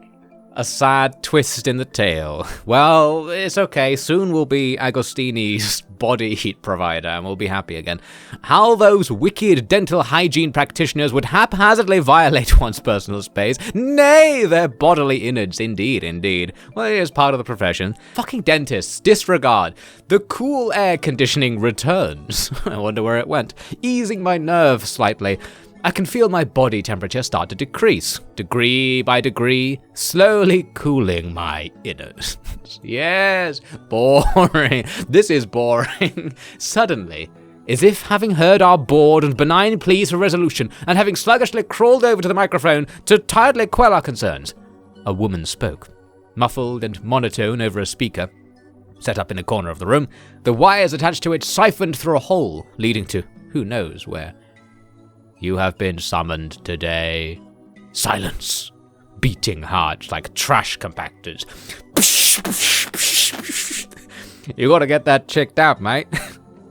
Sounds like a fucking car crusher coming at your chest. I'm not supposed to be able to hear your heartbeat, you know? There's a problem that I can hear that. And the sound I'm hearing, I don't like it, alright?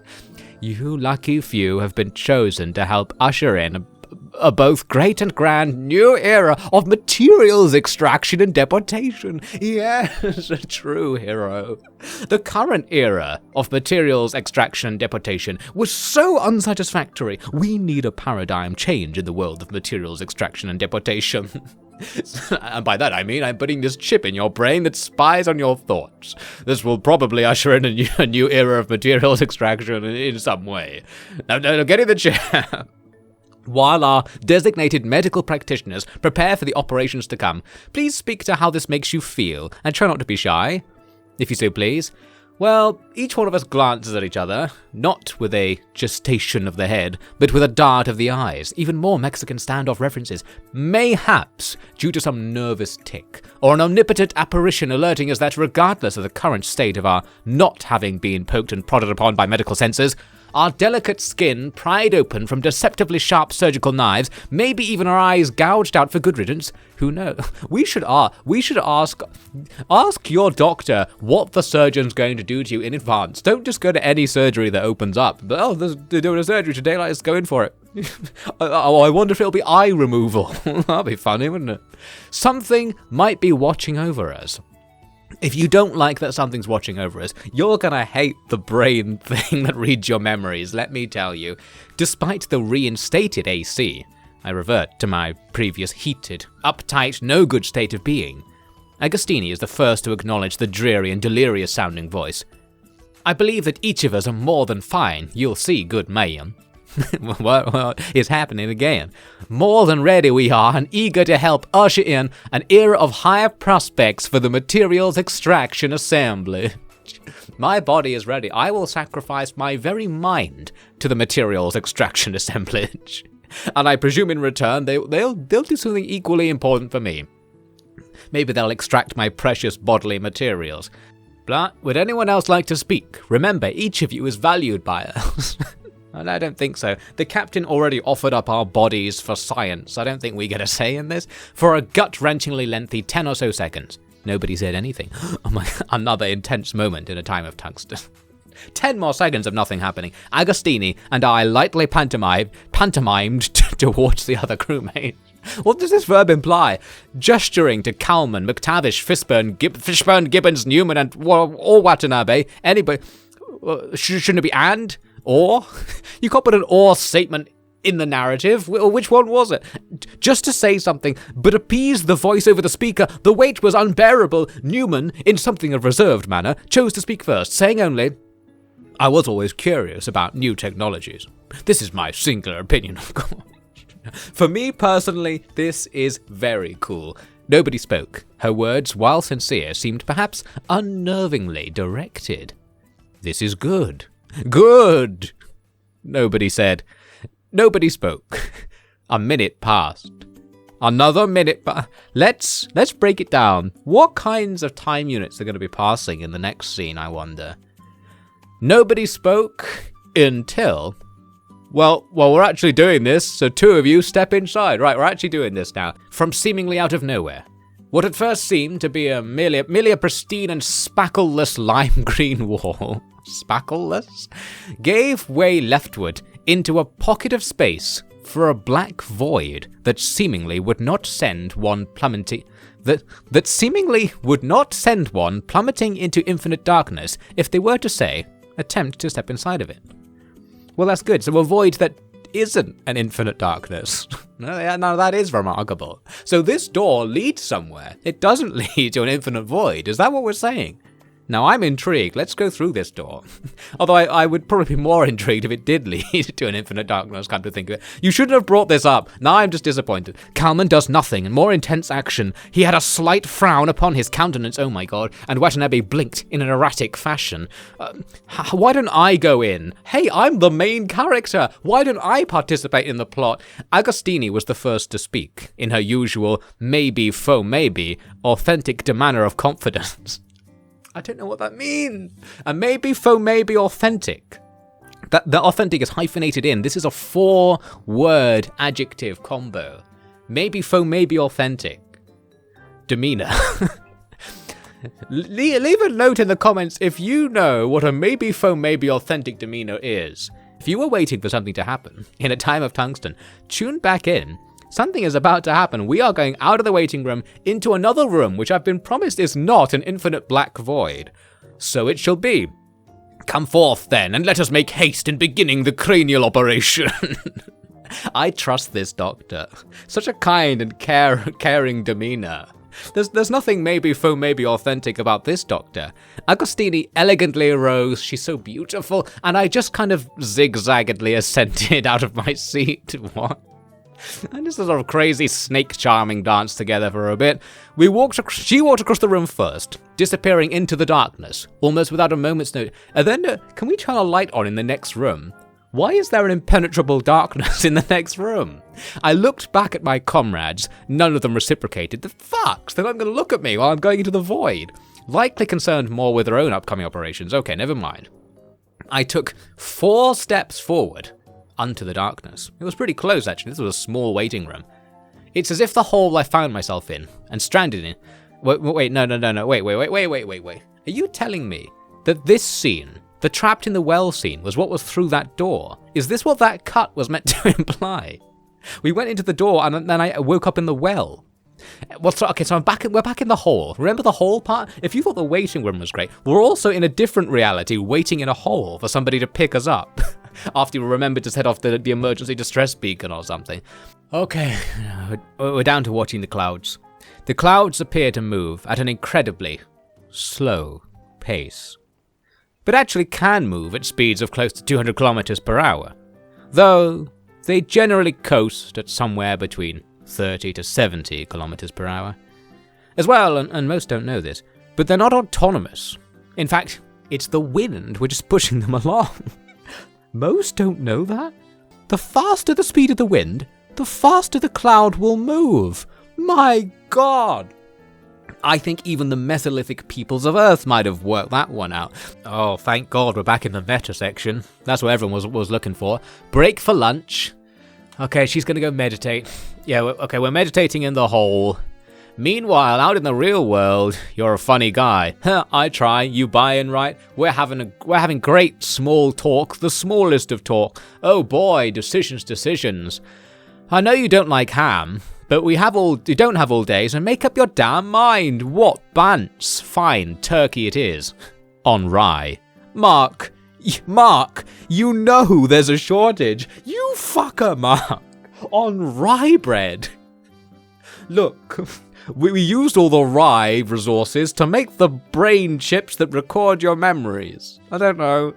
We got loads of fucking tungsten in the future. What we don't have, rye bread. We couldn't manage it. Right. Well, I still want my turkey sandwich with rye bread. Oh, now this is what we call the conflict in the story analysis. This is the jumping off point for the story, the conflict that will drive the story forwards. He wants the rye bread, but it's being rationed. I'll see what I can do, but you owe me. Okay, then. Oh, what a resolution. Oh, wait, it really is having a resolution. Here's your sandwich. Okay, what kind of bread is it going to be on, though? Let's have a look. It's not turkey. Oh, what a twist. Or maybe the shortage was of turkey. No, I think it was heavily implied it was the rye bread. They didn't have turkey, and all they had was ham. All they had was ham. Who is they in this context? I went to the place and it was all ham. So here you go. Oh boy. Tough dude, just eat it.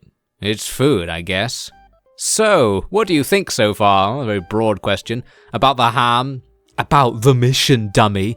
The new thing we're doing. Well, for starters, the ham's not great. You know, that just never gets old. It's not even really her. It's a strange thing, you're right. I think what they're getting at is the memory we're seeing of main character whose name is redacted is only the memory extracted from the chip, which has been algorithmically processed in some way for us to see it in English. And maybe that's changing it somehow. Maybe something is lost in translation. I mean, I don't think I'd want people knowing what I think about, even if it did read like fucking Hemingway or what have you. This is good. This is the writer comparing himself to Hemingway. Would you? Would you? Would you? Are we beginning to come upon the idea that maybe having a brain chip read your thoughts back to other people might be bad, even if it sort of edits your thoughts so that they're better written? It improves the grammar of your thoughts so they're more readable, but it's still annoying that people are reading them. Alright, we're gonna get back to it. Suck it up, throw down the ham and cheese. There was cheese. You're right, ham's not so bad. It's pretty good. We've been convinced. There's still no turkey on rye. Crowd laughter. Well, what is? Well, that's a very poignant question. What is turkey on rye? All right. There doesn't look to be any particularly interesting readings from where we stopped until about 8 hours after. So let's just go there. Amazing. We're going to skip 8 hours of time, even with a brief scan. We can. There's a sentence here. I'm like a hunter. I'm so paranoid for impossible to read sentences in my day-to-day life. Like, look at this one. That's a huge sentence. Let's read it now and see how clear it is. It's here I stand, still wearing a slightly lacerated in patches standard grade MEA uniform field jacket and just less than skin tight for maximum aerodynamic capabilities in a time of malaise. Dark blue pants, fecal brown, worn out cover boots. Is that the official colour? Cotton candy flavoured chewing gum, still impossibly, perhaps permanently, cemented to the rear soles of my right foot's corresponding boot as a result of my aseptic negligence, surrounded by dreary enveloping darkness, so pitch black and devoid of luminescence that it is as if I've ventured into an eerily parallel, faculty with the fact that there's who go about their business, and indeed the darkness seems to have taken on a new, unprecedented, oppressive, and curiously sentient, lively form. Sentence. Very clear.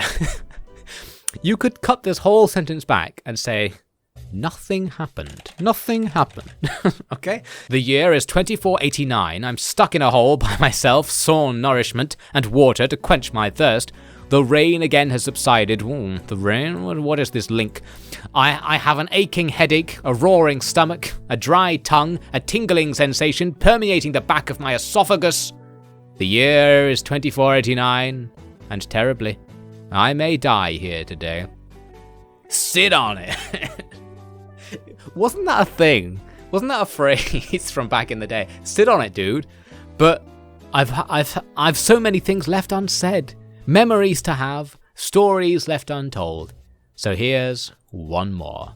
There's so much nothing happening. There's something happening down here. Where does that sentence start? Using 2 spacecraft landing poles adjacent to each other and spaced out evenly for our quote-unquote net, if such a thing is to be believed, and 2 young twins, instructed not to move and financially compensated with all the pocket change we could scrounge up, who could possibly accept to excuse that, well, are you saying that your football goals with spaceship poles and 2 humans who you paid to stand still? There must be a better way. I was wrong. Nothing happened. My vision is blurry. Yes, I'm beginning to fear the onset of cataracts. Been in this well so long. I lightly vomited. Tell me more. Telling stories helps to distract from the bad feeling. Let me tell you about the time I vommed everywhere. Something. We scored a goal. I was only 13 then, and it was easy to access healthcare. Well, that's nice. I might have skipped a little bit. I wouldn't have to worry about much. I could just do. Life ceased to be a problem to constantly solve. Just do, okay? Just do. That's philosophical. And the rest they say is history. Okay, we'll skip the rest of that story. Okay, good. I once played football. Great healthcare. I'm back up in the well, where the healthcare is much worse. I hear a mixture of the wind blowing and that same humming sound reverberating within the stone walls. Yes, I remember that from back at the beginning of the story, where someone's playing a synth in the next well. Should we do something about that? And I just look forward, look up. With all my might, I crack my neck back so as to look up with all of your might. That's so unadvisable. It feels good until it doesn't, you know? I had fun breaking my own neck just to pass the time, and it was actually quite good. Until something went wrong. The hole is the highest it's ever been. They're not building more well above us, are they? No. I noticed something out of character about it visually. 2 black dots have manifested themselves on opposite side of the hole's mouth. One to my right, the other to my left. Is somebody going to come into the well with us? Stare back. Seconds pass. Microseconds pass. Nanoseconds pass. The dots peer downwardly, with what feels like a hellish intent. My eyes blur them together at seemingly regular intervals of time. But I know better that this is just a self-imposed visual trickery. No, I really need this to be real. And the dots are in fact separate entities. Oh, I thought you were going to say this was a hallucination. There has to be something happening. There seems to be they seem to be gestating violently. In fact, they've become more like figureless globules. You're a figureless globule, shaking and rattling like our ship engine on a hot planet. The sight frightens me, but I can't seem to look away. The shapeless beings are morphing, shape-shifting.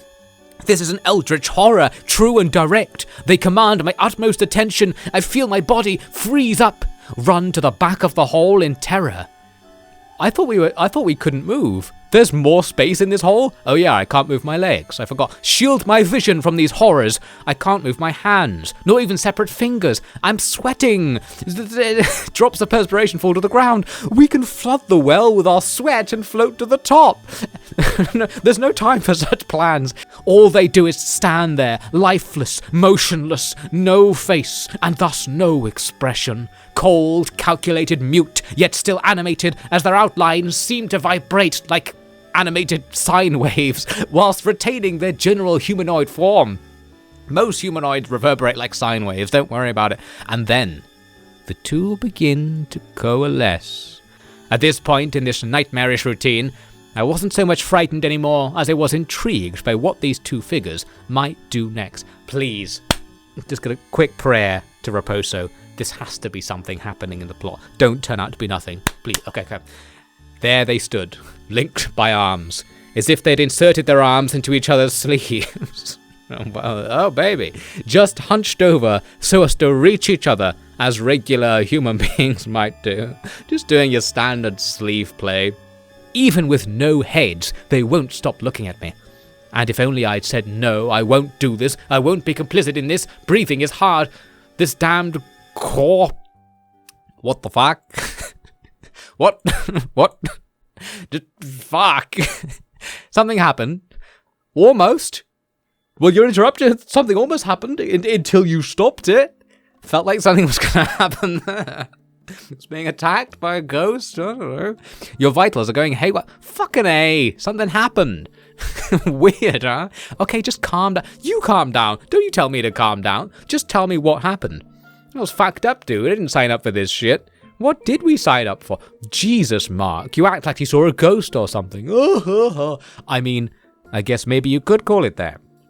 I mean, as close to that as this thing could do. Have some water. It's been a long day. Alright, thanks, I guess. Why are we recapping it? So they were standing there, they joined together, they blocked the hole. This sounds insane. I'm going to report it. The shit's not working. Anna, I really did see it. They blocked the hole. It's been a long day. Just go and decompress. Nobody blocks the hole. I'm not saying it happened, but it felt like it happened to me. No, I know. I was stuck in their mind while they were being possessed by the devil. Why don't we go back into the scene? Why question whether it's happening? We can go back in and just look. Why don't you, Anna, get over here and look. If you don't believe me, just do it. Go back to that other HTML page. Put yourself in my position. Why are we not just checking some more? Why are we talking about how we don't believe it even happened? Let's go to HR. Let's try not to get fired because we saw too many ghosts in people's brains.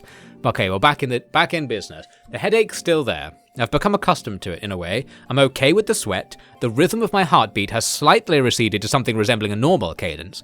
I must have been out for, I'd say, 3 hours. Oh. It was a dream? No. No. You got...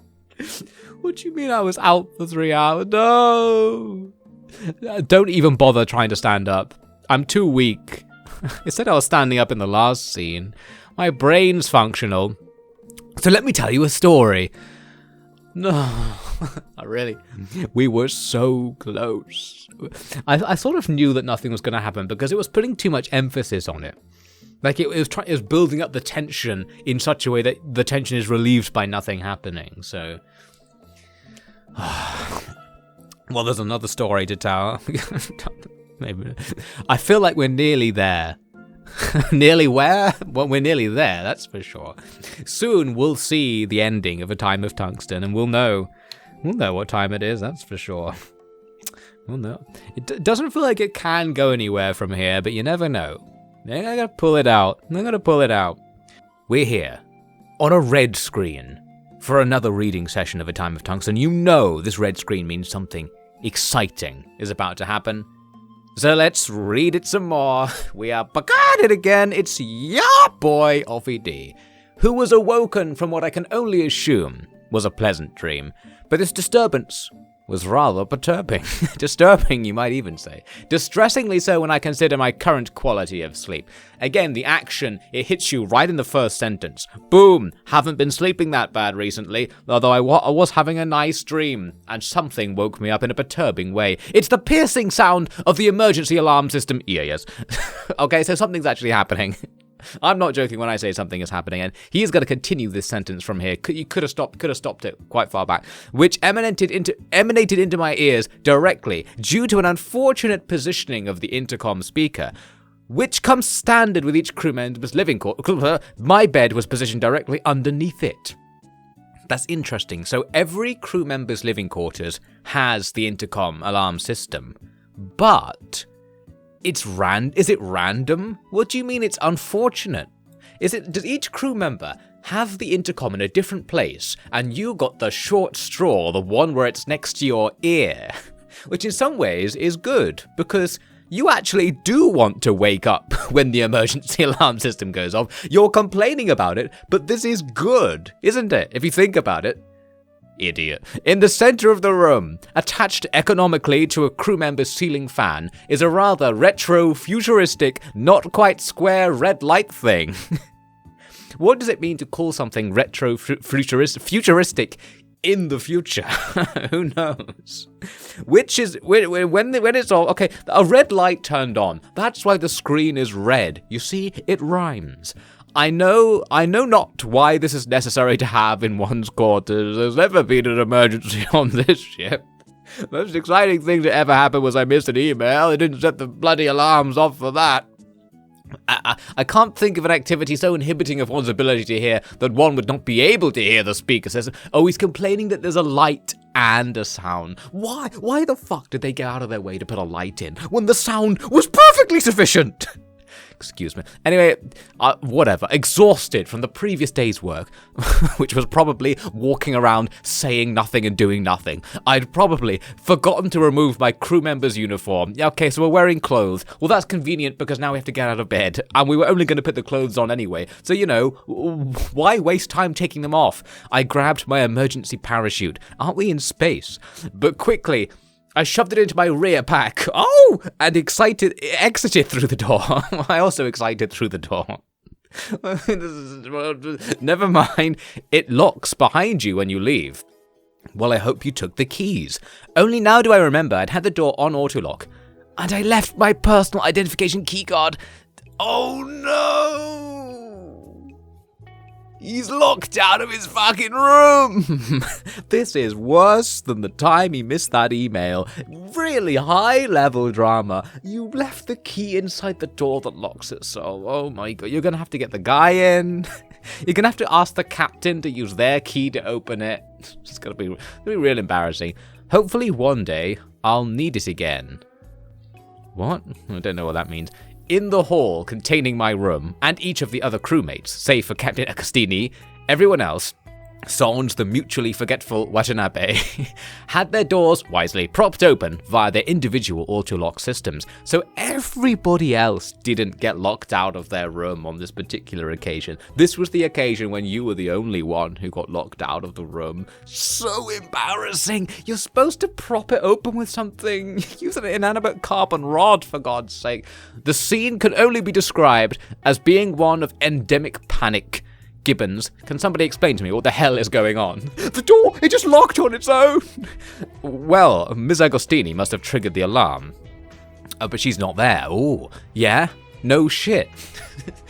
I think the alarm's going off. Let's go to the meeting room and discuss this further. I doubt the captain would pull the trigger on an ass unless something was up. Oh. What's up with this ass?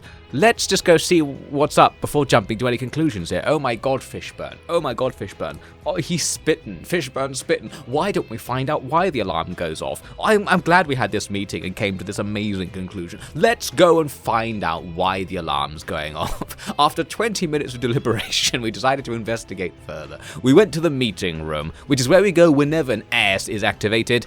So as not to embarrass him, I whispered towards Watanabe. You should refer to her as Captain Agostini, not Ms. Agostini. Watanabe, you absolute fucking shithead. This is the time. The emergency alarms are going off. It's time to take people aside and start whispering about naming conventions. Watanabe shyly replied with, "Oh yeah, you're right. Sorry about that." Oh my god, what a confrontation. I'll miss Agent Watanabe. You don't have to kill him. Captain Agostini was seated at the foot of the table, her seat turned so that the reclining backrest was facing the rest of the crew. Oh, so she's facing away from us in a dramatic sort of way. She's going to turn around and say something cool. Something comprising the screen's real estate was a two-dimensional representation of the section of the universe in our immediate vicinity. Crude images of satellites which were tinted red so as to instruct ships to avoid them in order to avoid damages which... Do you have any idea how fucking big space is? If space is so big, you're not going to crash into a satellite. Okay, if your map is such a large scale, it has multiple stars on it in your vicinity. This map is like a 20 light year span. If there is a 2 meter by 3 meter object somewhere in this space, you will never find it, okay? Like, appreciate the difference in the scale of these numbers, okay? It's like you open your Ordnance Survey map of the town, and it's like, oh, by the way, there's a fucking atom here. Watch out for the atom in this corner. Don't damage it. All right, never mind. Excuse me. The physics man is going away. The calm, literary reader man is here. So she's looking at the map. Can we skip to the part where we find out why the alarm's going off? Upon scrutiny of the map, I realize we're in the old solar system. It's peculiar, considering all legally boardable planets, an interesting way of putting it, are well accounted for in terms of the viability of their resources. Oh, yes, why would we, the materials extraction division or whatever, be here to extract materials from the old solar system? We're also going way faster than the standard protocol, Gibbons spoke up. You going to explain this nonsense or what? No, there's no need to be rash. Agostini rotates to face us in her captain's chair. She's so fucking cool. No, it's okay, she's right. You all deserve an explanation for such a disturbance as this. Do you have any idea how many emails I've been sending you? I'm all ears, then. Watanabe yelling, well, I wish I could say the same. I can't really hear you guys too well. Right, sorry about that. What? Everyone else was whispering. One person shouted over the alarm, and okay, now the alarm's gone. We turned it off. I'm sure this is for a good reason. Miss?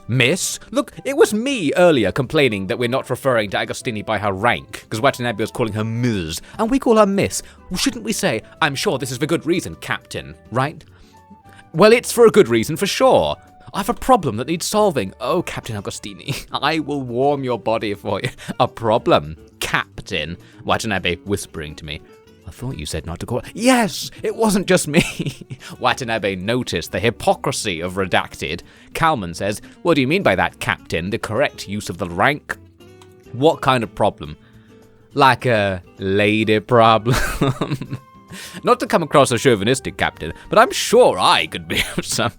No, it's something like that. No. I need the sweet embrace of redacted. Is this actually where we're going with this, by the way? Nobody's taking this very seriously. It's nothing like that. She pauses for a couple of seconds. My ears are still ringing. I answered. Hello? Nobody was there. Nobody was breathing, but not because it hurt to, though. Oh, what? I don't understand the meaning of this aside. Her slightly playful yet coy enigma lets up, visibly so by the was she naked when she came around on the chair? Anyway, by the demeanor of her concerned countenance, the ship is set to pilot itself to the location of an active distress signal. It's one word. This is like a copyrighted brand name. It's not a distress signal of sorts. It's a distress signal brand signal. My husband. Oh, she's married. Oh, no. So that's why the red lights were flashing. Oh, shit. That's not going to stop us. In space, nobody can hear you scream, baby. It's fine. Aside from our chatter, then, the room was thoroughly mute. What? Nobody was saying anything apart from the conversations that they were having, almost in an oddly tranquil sense of the word. Only at this moment could one experience a silence beyond suffocation, except for everybody discussing the matters at hand, save for the humming noises from various types of machinery and the meteoric combustions of the gargantua's fuselage. The temperature was slightly above room. Oh, it's heating up in here, Agostini. I think I'll have to take it off. Agostini deadpan. Of course, this is strictly against policy. Hence the alarm. Hence the alarm. Wait, what? You're not really supposed to do that, Captain. We went through training and everything. And the training said, if your husband's in trouble, fuck them, mate. Gibbons virulently. she said this like a virus. Are you fucking kidding me right now? You're going to get us all fired, if not killed. You're going to get us all killed, or worse, fired. You need to get your priorities straight. It's true what you say, Ms. Redacted Gib. Don't get cute with me. This is horse shit. What the hell are you thinking? I'm afraid she's not wrong, Captain. I've now turned against the captain now that we've learned she got a fucking husband. This is just how it's going to be, alright? The truth is, I don't care. Okay, fair enough. Thank you for being honest. Okay, if you just straight up don't care, then I guess we'll just do it. We'll just get fired. For some reason, it's up to you, so alright. You're wasting time arguing about it. Get your emergency shit, go to the bridge, and strap yourselves in. This'll be a rough one.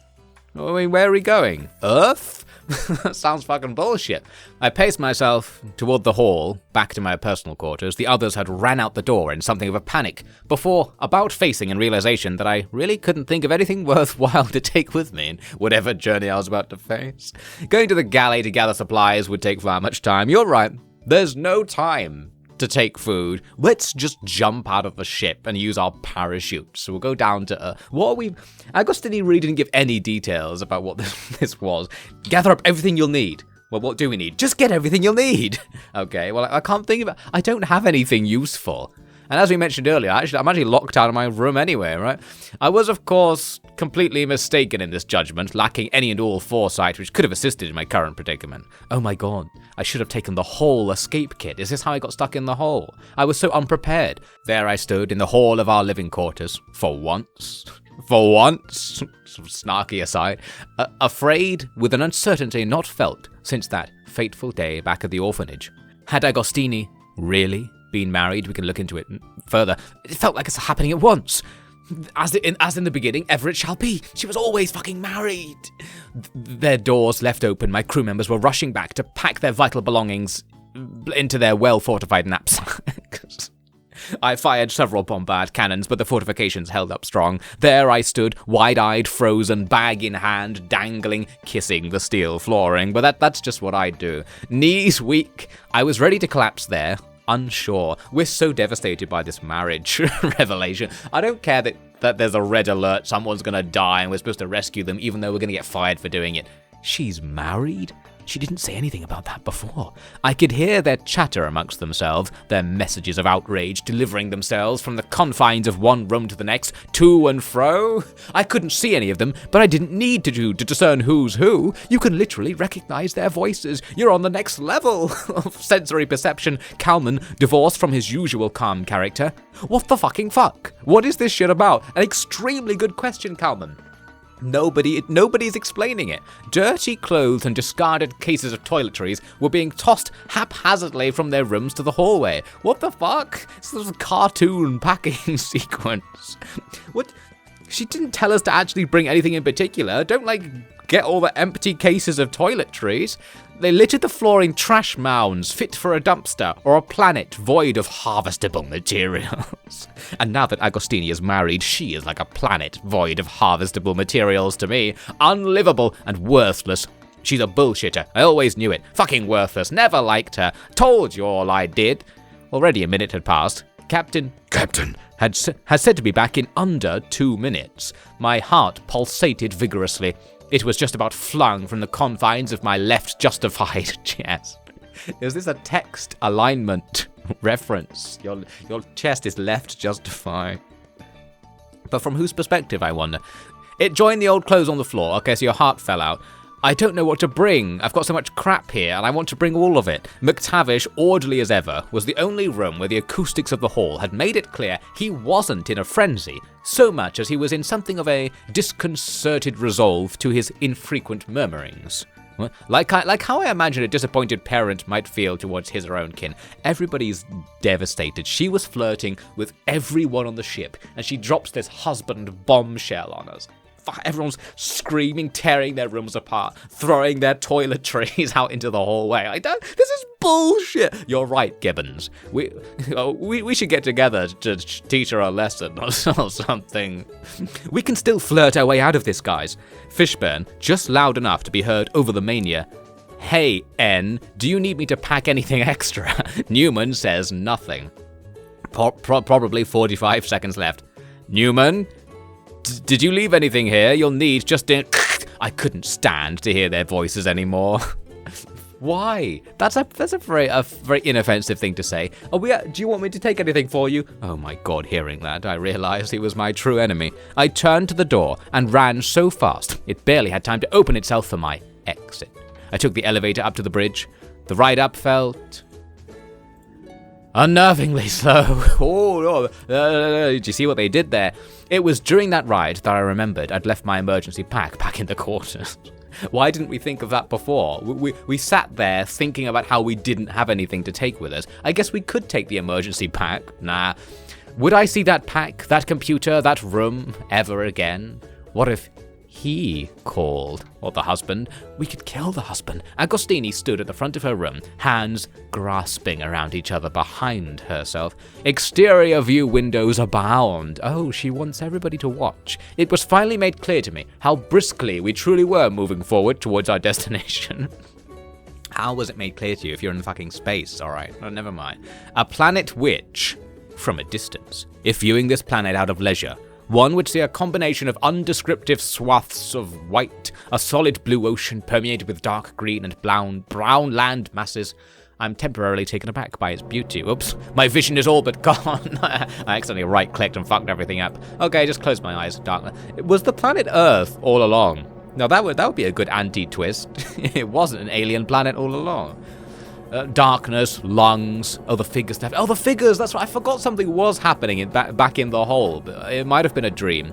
I could have brought some food. So now we've learned the backstory of this statement, effectively. You really did have the chance to bring some food, but you forgot. You're just an idiot. There's no plot to it. You just forgot. Everyone else brought food. You just stood there and watched them packing, and you didn't. Oh, whoops. I guess I just didn't. The captain faced the planet. She had already restrained herself to the captain's rest with a number of fortified seatbelts. Oh my god, the belt play! She couldn't look away even if she wanted to. Her hair had been made since I saw her... Since I saw her not long ago. I don't quite know what this means. Incredulous. She's so fucking hot. What's going on, Agostini? How did you get your hair so perfect? We're going this fast so we don't get caught. You would have done it too. I would never. I want to get caught. This is insane. We could die. She said nothing. We will die. Technically true. When you live for something beyond yourself, beyond your grasp, day by day, I think then you'll understand. Agostini, I don't want to be beyond your grasp. The others, they probably won't make it in time. In time for what? We're more likely to make it up here. We'll get sent out the windows when the ship hits a tree. We just gotta crash land. No shit's given. You haven't even really explained why this is happening. I feel like our characters aren't questioning it enough, as if they kind of know why this is happening. I don't. Think about me. Think about the guy outside in the Matrix, reading your memories. Can you put some info in your memories that makes it really clear what's happening, just in case people need a refresher? Why do we have to crash the ship? And why does the captain, get to be the only one who has seatbelts? This is going to be dangerous for us all. 20 seconds until impact, the planet seemed bigger. Well, I suppose it would get bigger if we're about to crash into it. We still have the option to not do that, I presume, but we're just going to do it. In reality, we'd simply gotten closer to it. Oh, so that's how fucking perspective works. They trained me so well at the MEA Academy. I didn't speak, I strapped myself into the restraints. Okay, this is good. They can hear us, This, where are we going? What is that place? Different times. There was no other way, I'm sorry, No. We ran out of time. We ran out of tungsten. And I think I see now. I don't remember all the details, but I'm here. Reliable John Calman. I never knew your middle name, nor much about you. But I wish I had. Ichiro Watanabe, always aloof, earnest. I knew his body mass index. That's something. He was a steadfast spirit, even though he didn't know about the captain thing. Fiery, hot, daring, Michelle Araffa Gibbons. She followed her heart always, and she was heartbroken as me to learn of this whole husband deal. Cheery, peachy-eyed Cecil McTavish. Rejuvenating, a man for good. Wise, charitable Clarence Morgan Fishburne. Sharp, without rival. Organized to a T, the motherly Mallory Claire Newman was... I could use her poise. Lisa, I know not why you did what you did. Why did she get married? But never was there another leader of your kind, with your command, your heart. Volunteering the whole squad for your suicide mission. Not even giving them time to get in the seatbelts. Telling them to get everything they would need, knowing they're about to die. Essentially executing them for your own gain. A true leader. Maybe I would have in a different time, in a different life. We can dream of the parallel universe where Agostini wasn't married. Can we resolve the whole part, though? I guess I'm not so concerned with the backstory. I want the front story. Maybe there isn't a front story. Oh, did you all make it? Oh, I was kind of settled on you guys being dead, to be honest. Oh, they're still there. Fuck. Shit. Fuck. Well, I'm looking forward to joining you all on the bridge. But I'm stuck in a hole. I'll have the coffee ready. Okay. Anything else? What time is it? Anyone want to tell me what time it is? Oh, this actually goes off to the right. Oh, I missed it. All right, that's enough. Okay, I'm gonna have enough of this bullshit. Was that the end? Intense. Yeah, as you can imagine. Okay, we're done. What were we doing? What was this part of the plot anyway? What were we looking for in there? Was there something we needed to know? Was there a point to looking at these intensely boring memories?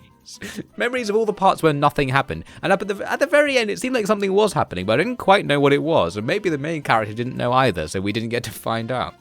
Well, maybe we all died, but some memory was claiming we didn't all die for a second there. You were in there for a while. Yeah, I mean, I had to. I mean, it takes physical time, you know. Oh, you put me off doing it, that's for sure. Anna, I saw their names. Oh, no, it keeps their last names in. You knew that much. No. Their full names. I saw them all. I saw their names. So, they really were stealing our data with the machine that records your thoughts. Who would have thought of that? Wait a minute. If it records every single minor detail about reality, it might catch your name, and that could reveal your identity. Agent Sugimoto, Agent Pasala, how are things progressing? We just finished Agent Gad. I made sure to index all issues as was discussed. What were the issues? Is it just the name problem? I don't know what we were looking for even a little bit. Good to hear. How was your first trip? It was an experience, sir. Well, everyone's first is you're in there for a whole day to boot. In real life, this took me months. Before I look at the file tomorrow, is there anything worth mentioning up front? No? Oh, aside from the captain's not necessary to say it, not kosher. All right. Even the people out in the Matrix don't want to know that she's got a husband. We're all simping for Captain Agostini out here. We don't want to know about the husband. Is there anything we didn't already know? Nothing much to report, sir. Good. I mean, that's pretty much it. We went through somebody's memories and we didn't discover anything, aside from a few people's first names, which is pretty shocking. I'm afraid everyone's coming up dry so far. No one's finding any plot in any of the memories we've looked for. I'm sure you had similar luck with regards to the strange holes. Oh, yeah, good point about the holes. Were there really no more memories to look at about the holes? Are we just going to stop it there? Now, maybe somebody else knows something about the holes. Maybe they're good for something, who knows? Well, we'll keep looking. Okay, see you tomorrow. Alright, good night. Cool. So was that our objective? We were going to find out what's up with these wells that people seem to be trapped in, but even though we'd somehow extracted the memory chip from somebody who was trapped in a well, it seems they just fell out of space and parachuted into this well in some sort of crazy suicide mission that somebody else was on. Although we didn't really find out what that was either. Anyway, one of the two solar-powered tillers is tilted on its side, partially dysfunctional from years of wear and tear. The other stands upright. Okay, interesting. It's a beautiful day. The sun's light casts long shadows. Skies as blue as her favourite colour. Oh, we're thinking of Agostini again. They got booze, they got tractors, they're having a wild time doing some farming out here. Damn, that was a long one. Yup. That was a long scream coming out of that well. So you quit then and there, huh? Oh, I see. So this is the character from The Matrix, now in a different scene, telling somebody else about that time they read somebody's memories and it wasn't very interesting. I was there for a couple of weeks. Nothing else like that one, though. So that was the best one. So why'd you quit? I mean that wasn't really that bad. I guess it wasn't for me. What about what's her face? Well, what is her face? Well, you know, the one you went through it with. Oh yeah, the other one. We got reassigned and I lost touch. I heard she left, though. Bummer. Didn't get to fuck that, huh? Oh, whoa. Okay, fine. Well, no, I didn't. Trapped in the fucking Matrix. That's wild, man. Wild. Is this the Joe Rogan podcast? Yeah, I guess that's pretty wild. That we didn't do anything. Pretty wild. Good story. Yes, sir. Well, on empty, back to it. Watch your step. All right. We're having a wild time. We've got a new partnership dynamic. We're operating a tractor. We're waxing about the old times when we didn't get with our co-workers, and I guess they work somewhere else now. Now that's interesting. Do you think she saw those wild-looking things? That real, you think? Hard to say for sure. World's a big place. What were the wild-looking things? He turned around, startling up again, tilling the fertile ground. Okay, good. We drank, we did some farming. Good times. No, you can't. You can't end it there. No. Well, at least it did end in the end. Wait a second. This U. Oh, I thought the U in tungsten was a link. But yeah, what does this mean? It's not just a time of tungsten. It's a time of tungsten. What does that mean? We didn't find out what happened, is what I'm saying. It sounded like the well was on Earth all along, which explains some of the stuff towards the beginning of the tale where it's saying that it was a very habitable environment they happened to be in. The reason they came to Earth was to rescue Agostini's husband, but the way she decided to do it was suicide. So maybe this whole distress signal thing. Wait a minute. Wait.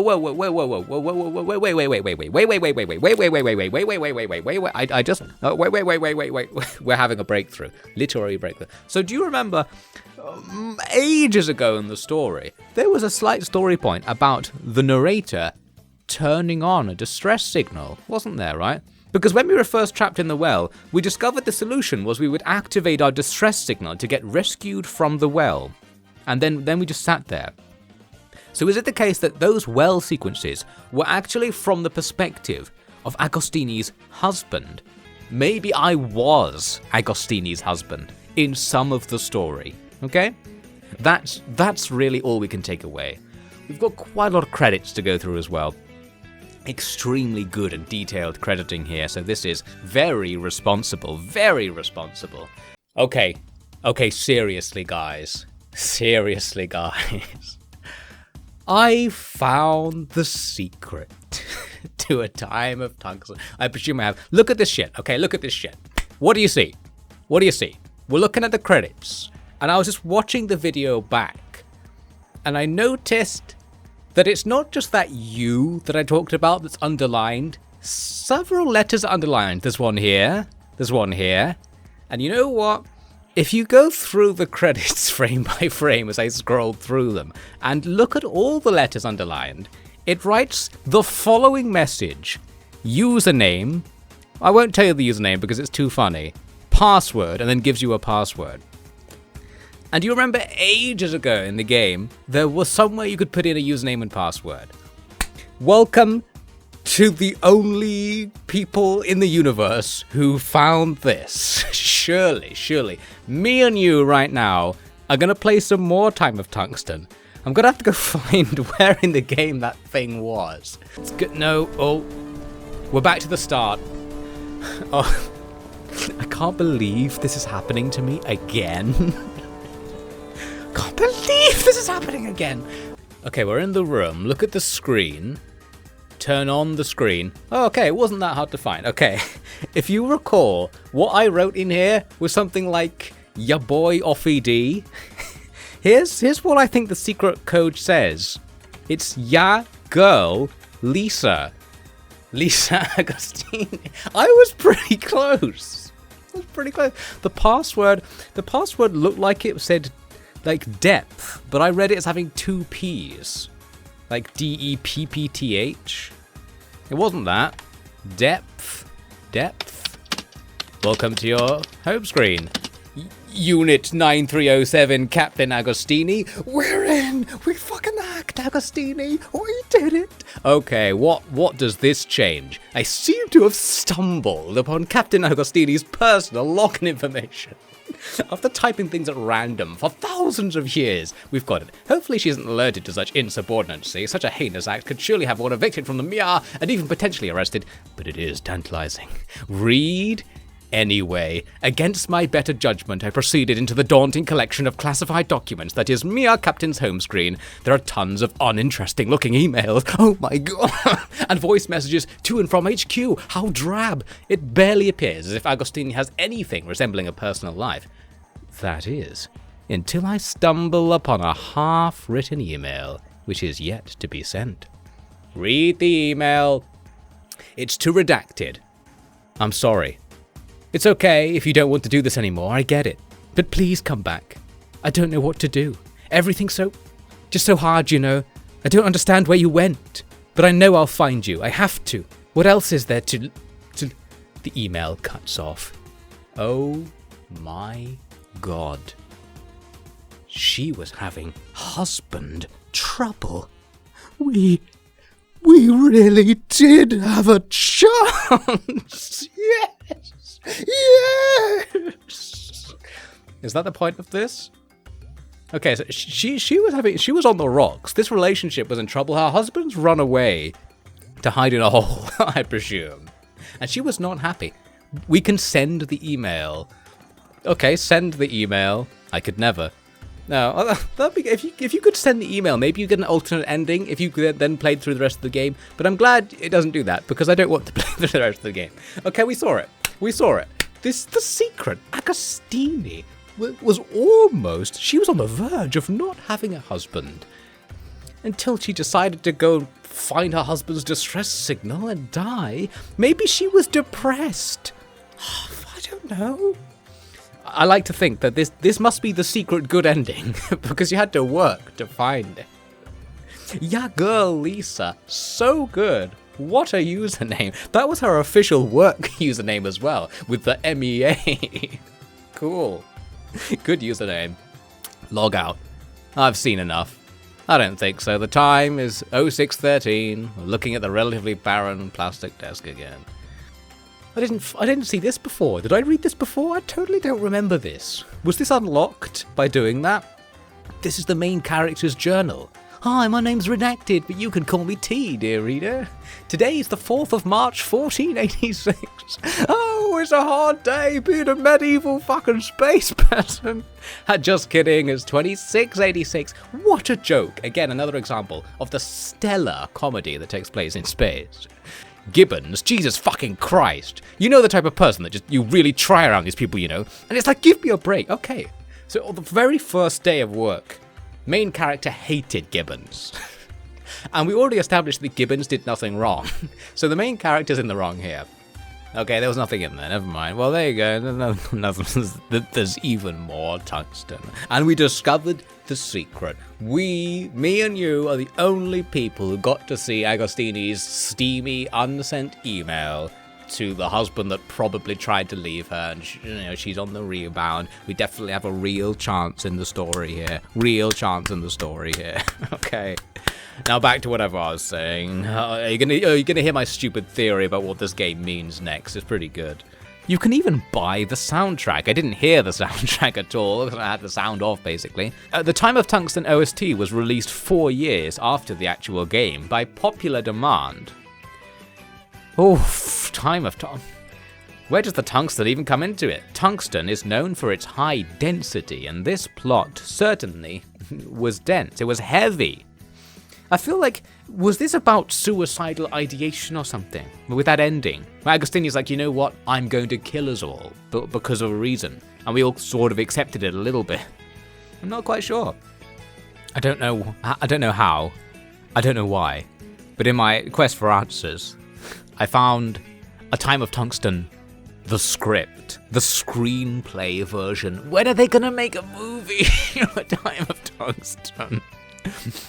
The man rambunctiously says, hoof. It gets kind of cramped in there. I don't know what this means, rambunctiously. He says hoof rambunctiously. I don't know what that means. Okay. Well, this is actually, it gives you a bit of information because it tells you their genders, which wasn't in the original game. It tells you their names, that wasn't the original game. Mark finishes his sandwich, sits back in the reclining work chair, crosses his legs, and rests his arms behind his head. Originally, we didn't have those details in the Matrix scene. I think this is the Matrix, right? Or the outside of the Matrix scene. Okay, good. Just discovered more important information. I think this is Devin Raposo's YouTube channel?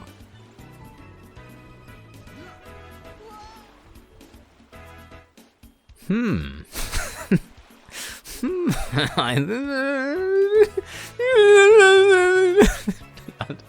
was that other video? What is this channel? Where I've been? Other things you didn't ask about? Is this just an hour of Final Fantasy X footage? It sounds like somebody's there. Someone just went... What? Just been putting out random nonsense. There was somebody there. Well, that might have been Devin Raposo. I don't know. This might be me for all I goddamn know. Who am I? Okay, I think we've learned a lot. There's an hour more, but I just literally played all of Time of Tungsten. I'm not going to watch this Time of Tungsten-esque video made in robotic form. The quietest mic, the loudest Final Fantasy X footage. Though this blurb actually has information about the game. She's trapped on a distant planet. Watched. She may not survive, but she did live. So that means it's saying she. Maybe I wasn't the husband. Okay, my fan theory about A Time of Tungsten is being damaged by some of the meta information we're finding outside of the game. Great picture overall. It seems A Time of Tungsten came 23rd place in the 2016 IF comp. I don't know what that is. Oh, this other itch.io game won that contest, whatever it was. But we don't have time. What was I looking at? Where's it gone? I just wanted to see how many it was out of. 58th. It's about middle. It did a middling performance in some sort of contest. We can see the reviews here. They're very even spread. Yeah, some people thought it was great. 4 judges gave it a 10. Nice. But generally, the judges were going somewhere down the middle, sort of, anyway. So it's a 5.86 out of 10 for A Time of Tungsten from the official judges of this contest. Pretty interesting. But we didn't. And that's the end of A Time of Tungsten. Okay? Good. Some of these other tales, they might have been quite good. Screw you, Bear Dad. Technically worse than A Time of Tungsten, the officials are saying. But who can believe them? In the Devin Raposo book list, the thing I originally found when I discovered the Raposo universe, it claims it won an award at the 2016 Interactive Fiction Competition. So I guess the award was 23rd place. So that is an award of sort. Maybe got some other special award, like hardest to understand or something. I don't know. least plot. Something like that might have come through. I don't know. What's this? Microsoft David objectively reviews the Final Fantasy VII Remake. Reviewing the game Final Fantasy VII Remake, you will also see video of the video game Final Fantasy VII Remake. I think it's gonna go on like that for a while. As well as the notion that many consider the completion of an experience with a video game to be a somewhat malleable, subjective endeavor. It is impossible to reliably prescribe exactly how much of the Midgar-based scenario encompasses the entirety of Final Fantasy VII's storyline. You're right. Microsoft David Reviews is right. Statements about how much of the original Final Fantasy VII was taken up by the Midgar section can never be technically true. because you don't know how long each person's playthrough was. We don't have this data. I think it's barking up the wrong tree saying that it's subjective. It's not subjective. It is objective for every individual person. You just don't know what the numbers are. The result of the expansion of the Midgar scenario in Final Fantasy VII Remake is that the average runtime of Final Fantasy VII Remake is close to the average runtime of the original Final Fantasy VII game as determined by the average user runtime data provided by the website howlonggtobeat.com. Now this is hypocritical of Microsoft, David. So he's going to claim that the remake is about the same length as the original, but I thought time was subjective. You can't break out the objective data of looking at playthrough time submitted to a website and say, okay, that's how we know how long it is. But then earlier claim, oh, we don't know how long the Midgar section in Final Fantasy VII is. Again, for the exact same reason you could cite its total length, you could, in theory, gather data on Midgar's total length in the exact same way. So it's not subjective, is it, Microsoft David, who is objectively reviewing the game? You've already spoken for about 3 minutes on the topic of how long the original game was. Button and control stick-based inputs through the DualShock 4 controller according to the guidelines of a pre-written code base by software engineers programming at Square Enix were compiled through an internal build system into an executable application which is compliant with Sony Interactive Entertainment's application certification guidelines such that the software runs correctly on the PlayStation 4's hardware and associated proprietary operating system. I have to go. I have to go. Where am I gonna go? You'll never find me. Okay? There's a well nearby. I'm gonna find it. I'm gonna jump out of a spaceship without a parachute. Okay? This was content. I assure you. I know there's no evidence of this. You can't subjectively analyze whether it was content, so I'm going to objectively claim that it was. Okay? You simply don't have the data to assess whether this was content. Okay? But I do. And this was content. Now we're going to talk about the Battle of Cooler Gulf in the Pacific War. Last week we covered the epic start to the new Georgia campaign, as the Americans carried out a total of 4 naval landings that took the Japanese defenders completely by surprise. It's not even written robotically. You could have expanded on every one of these words for a whole sentence, and the sentence ends only 1 line after it began. You can do better than that. Who wrote this trash? I'll never enjoy writing again, but maybe that's a good thing. I think we've learned that you shouldn't really try to read writing. You're only going to be disappointed if you start reading writing. Okay, I worked it out. I remembered what Time of Tungsten was actually about while I was outside earlier.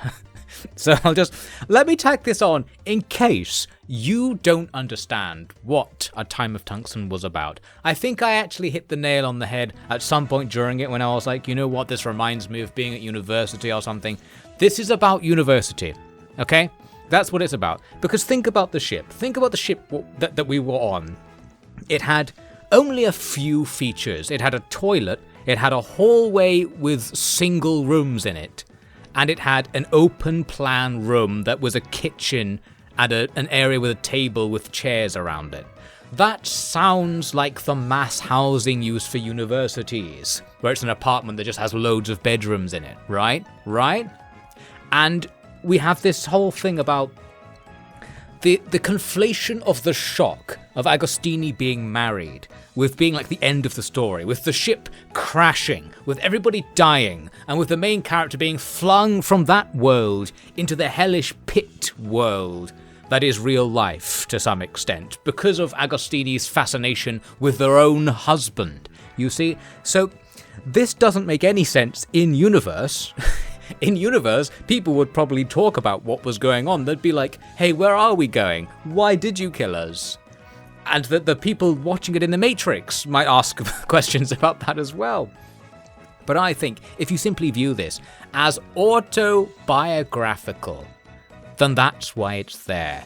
The real life Devin Raposo had a crush on somebody else in the apartment, but that somebody else turned out to be married, and the discovery of the marriage boom, it's like the crashing spaceship. And that's why the other fun adventures that took place inside the spaceship were almost nothing.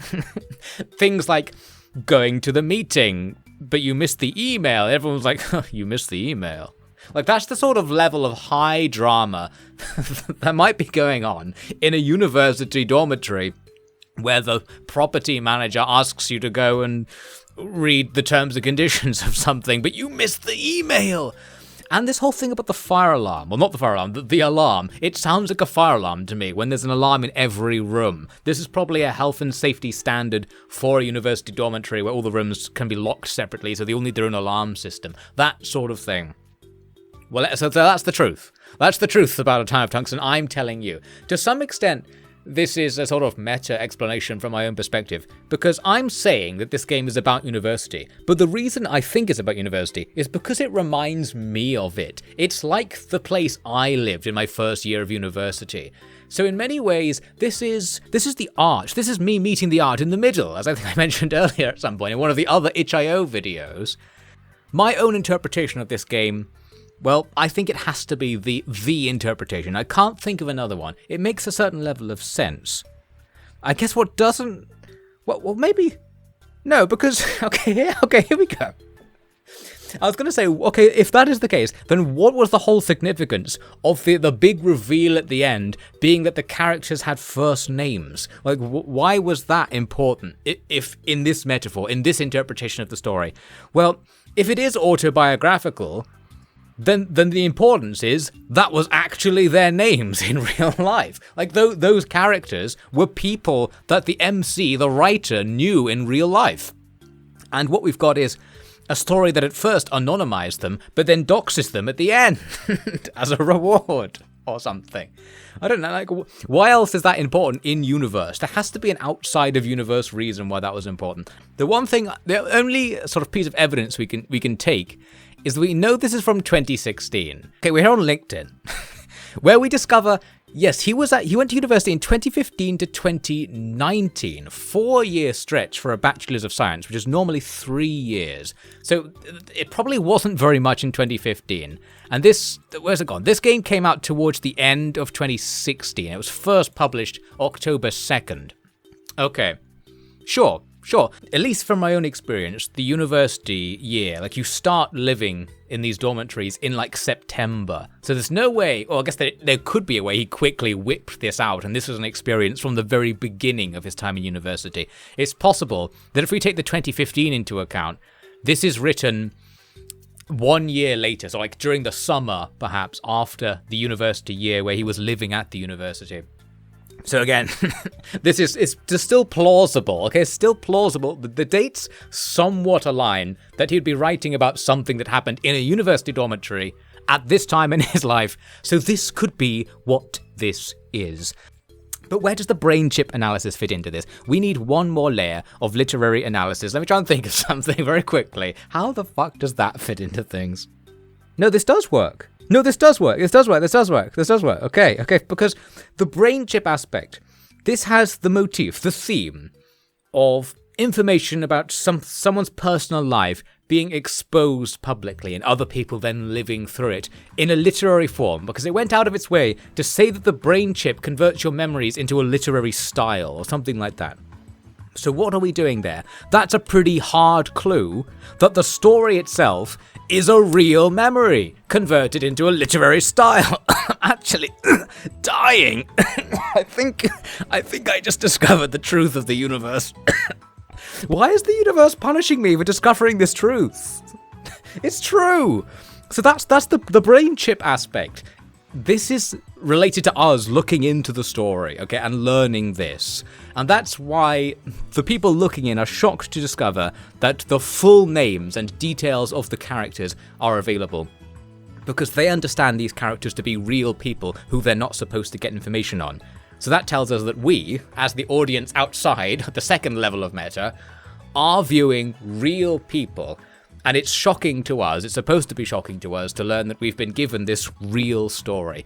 And this theme, this idea of getting information about something that happened to somebody, even though that thing is quite mundane, that all makes sense. And it explains why it's mundane, because it's autobiographical. It's about something that was important to the writer, not necessarily important to the main character. So it doesn't have to make that much sense. In universe. Can we fit this into the explanation? The fact that its logo is this. The only other hit for this image is another page about A Time of Tungsten. This gallery, which just shows the image, added by Pegbiter on October 4th, 2016, 2 days after it was uploaded here. Who is Pegbiter, the adventure game enthusiast? Now, the original image was uploaded by CMG. Here's CMG's website. Let's go to CMG's website. Chandler Groover. Oh, this is a very robotic website. Interactive fiction video game is happening again. Oh, it's happening again. Discovering another one. Another one, no.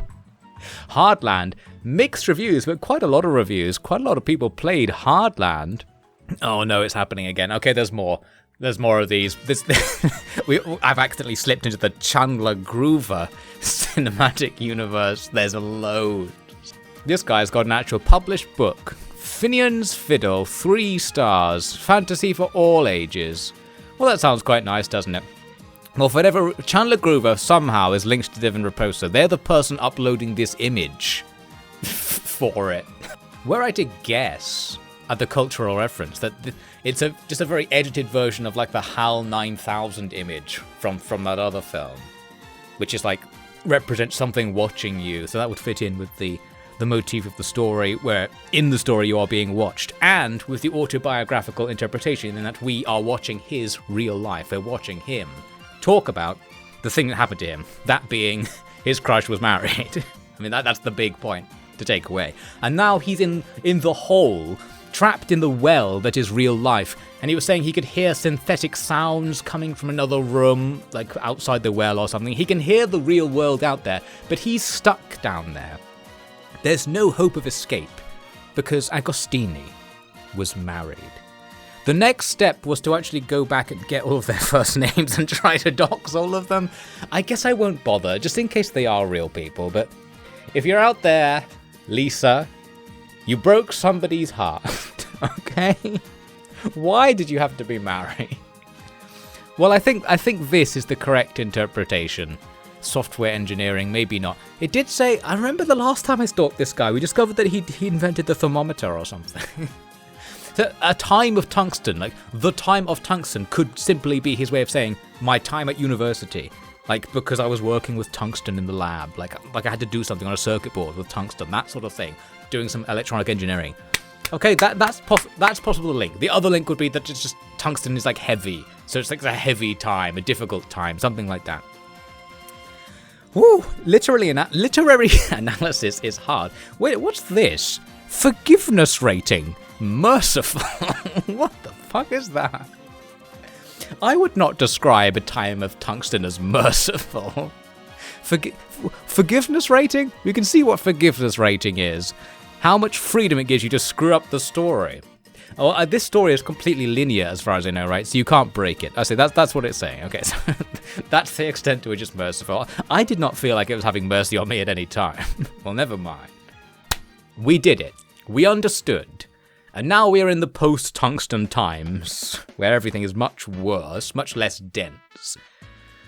Oh, well, I'll come back in a few years to enter the Castle Princess Dragon cinematic universe.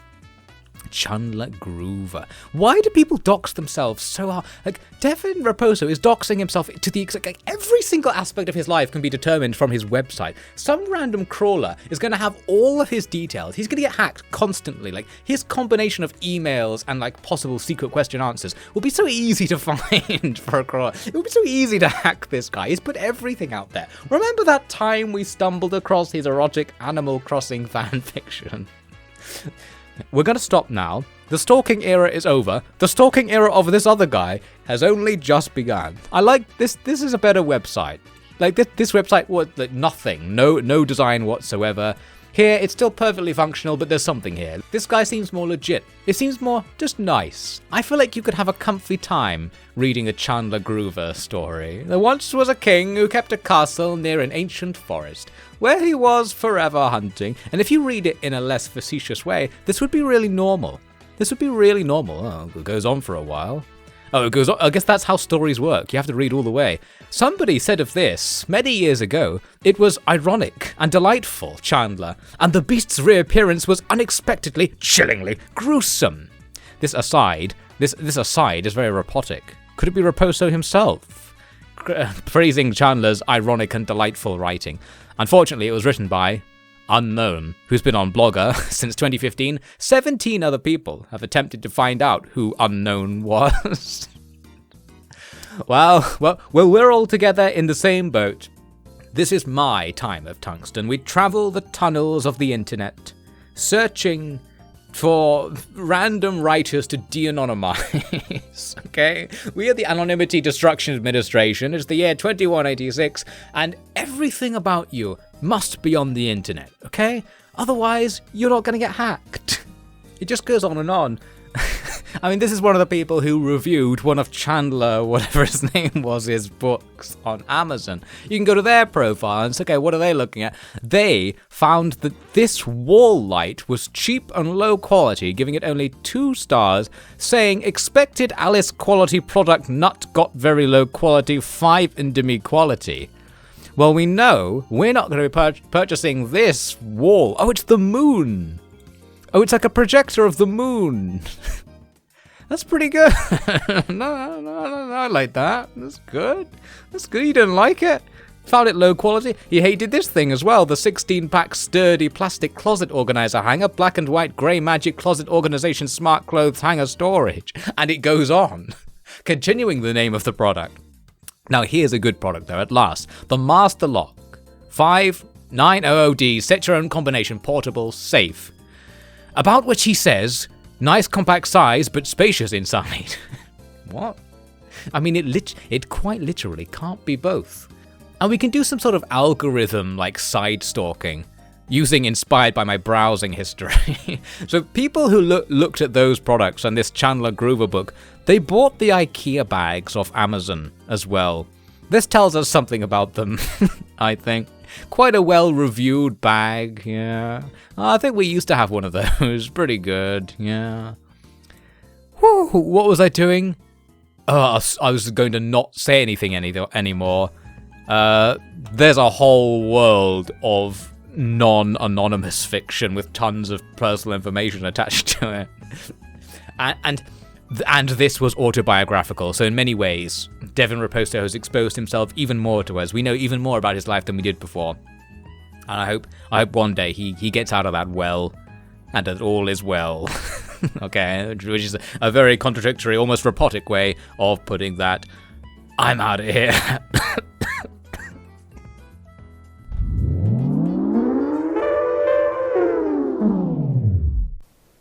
Oh!